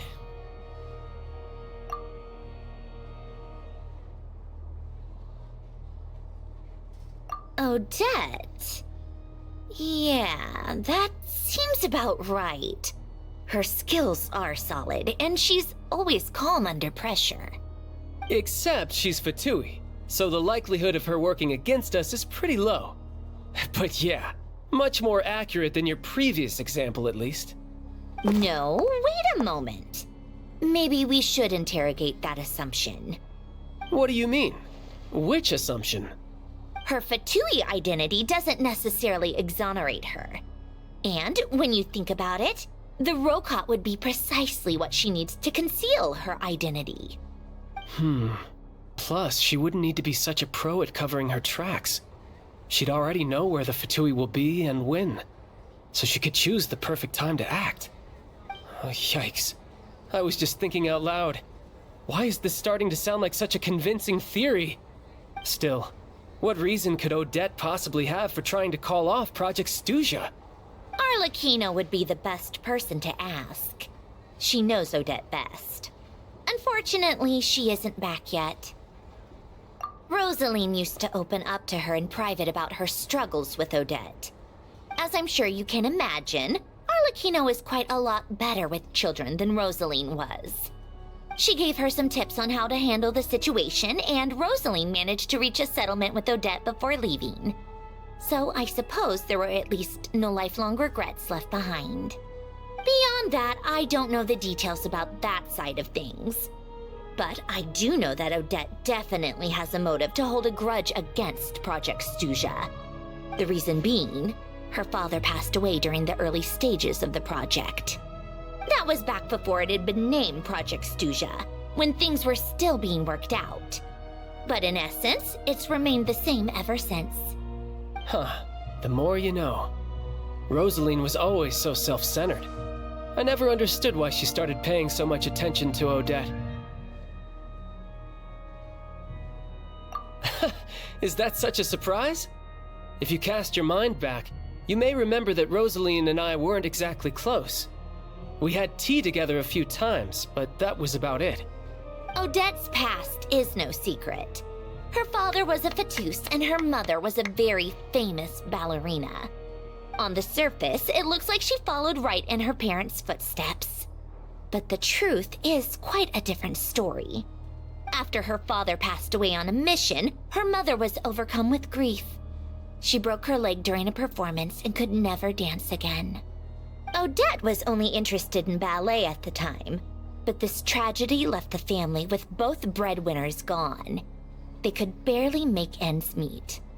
Per Capitano's policy, family members of Fatui who died in the line of duty had to be appropriately accommodated and provided with adequate assistance. So, regardless of how Rosaline may have felt about it, it fell to her to resolve the issue of Odette's family's livelihood. In the end, the solution they agreed upon was to have Odette join the Fatui. Right, because the alternative would have been a one-off compensation payment, I guess. In that sense, joining up was definitely the better option. Still, she must have had mixed feelings about it, right? If she doesn't even like the Fatui. It's just a theory, a possibility. But as a motive for Odette to become Lelik, it holds up. That said, I have no idea where Odette's head is at right now, or what her conflict with Rosaline was about. Plenty of people were on bad terms with Rosaline. I have no intention of trying to figure it all out. Yes, but there's not much point in discussing that now. Yeah, back to Lelik. Since our investigations so far have turned up next to nothing, we've got nothing to lose by trying a new angle. Funnily enough, Tonya and I had actually made plans to go to the theater tomorrow to watch Odette's rehearsal. Unfortunately, thanks to this Lelik situation, I'll be stuck working overtime again. Which means you can go in my place. No point wasting the ticket, plus you'll get to meet Tonya. Spirit Seeker. Quite the classic ballet. It was passed down through Odette's mother's family for generations, though it hasn't been performed in years. But Odette's been practicing it diligently, and it's finally ready for a return to the stage. Excitement is through the roof. Tickets for the official performance sold out long ago. Tonya's excited for it too. She's desperate to see it no matter what. Personally, it's not really my kind of thing, but since she's my little sister, I had to figure something out. I've actually seen it several times before. The story's pretty straightforward. The lead character follows a trail of clues left behind by a spirit, gradually recovering her memories along the way. It's a tale of love and regret. So not exactly reinventing the wheel, at least by today's standards. But when that classic melody kicks in and the lead character begins to dance, it always gets me. It really is beautiful. Not an easy dance to do justice to, though. I know it's always been Odette's dream to perform this piece, but I'm not sure she's really ready. In that case, I think that even if she is Lelik, we should wait until her performance is over before we respond. I'll let you take it from here, comrade.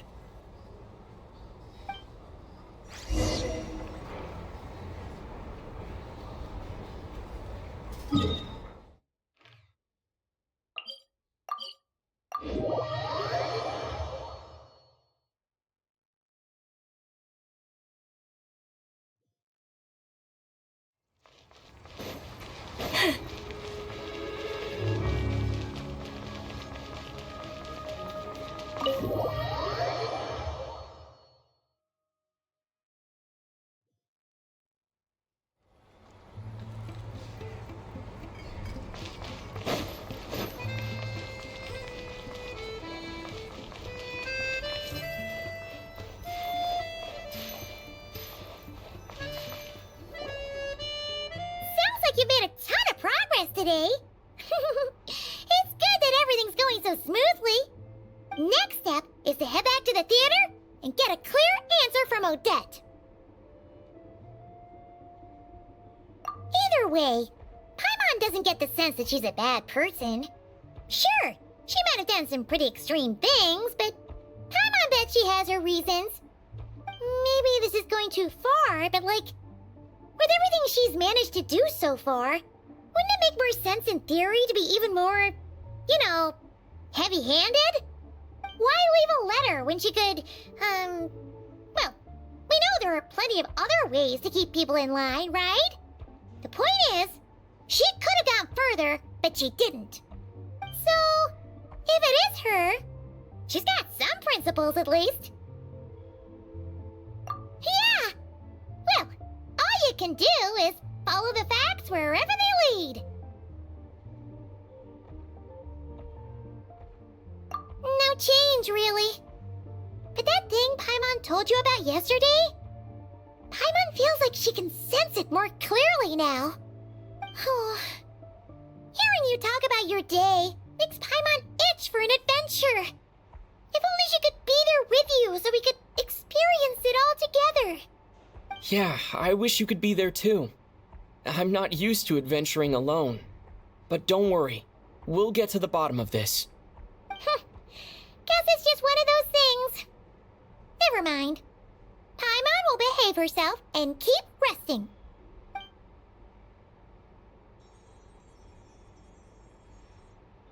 If Odette is Lelik, she may well have inside information on Project Stuja. Her father was involved with the project's early implementation and tragically died in the process. Now, she's dedicated herself to bringing it to an end. It's hard to imagine she could have gotten this far without knowing anything at all about the Tsaritsa's true intentions. When she spoke to us as a member of the Fatui, how much did she let on? And how much was she hiding?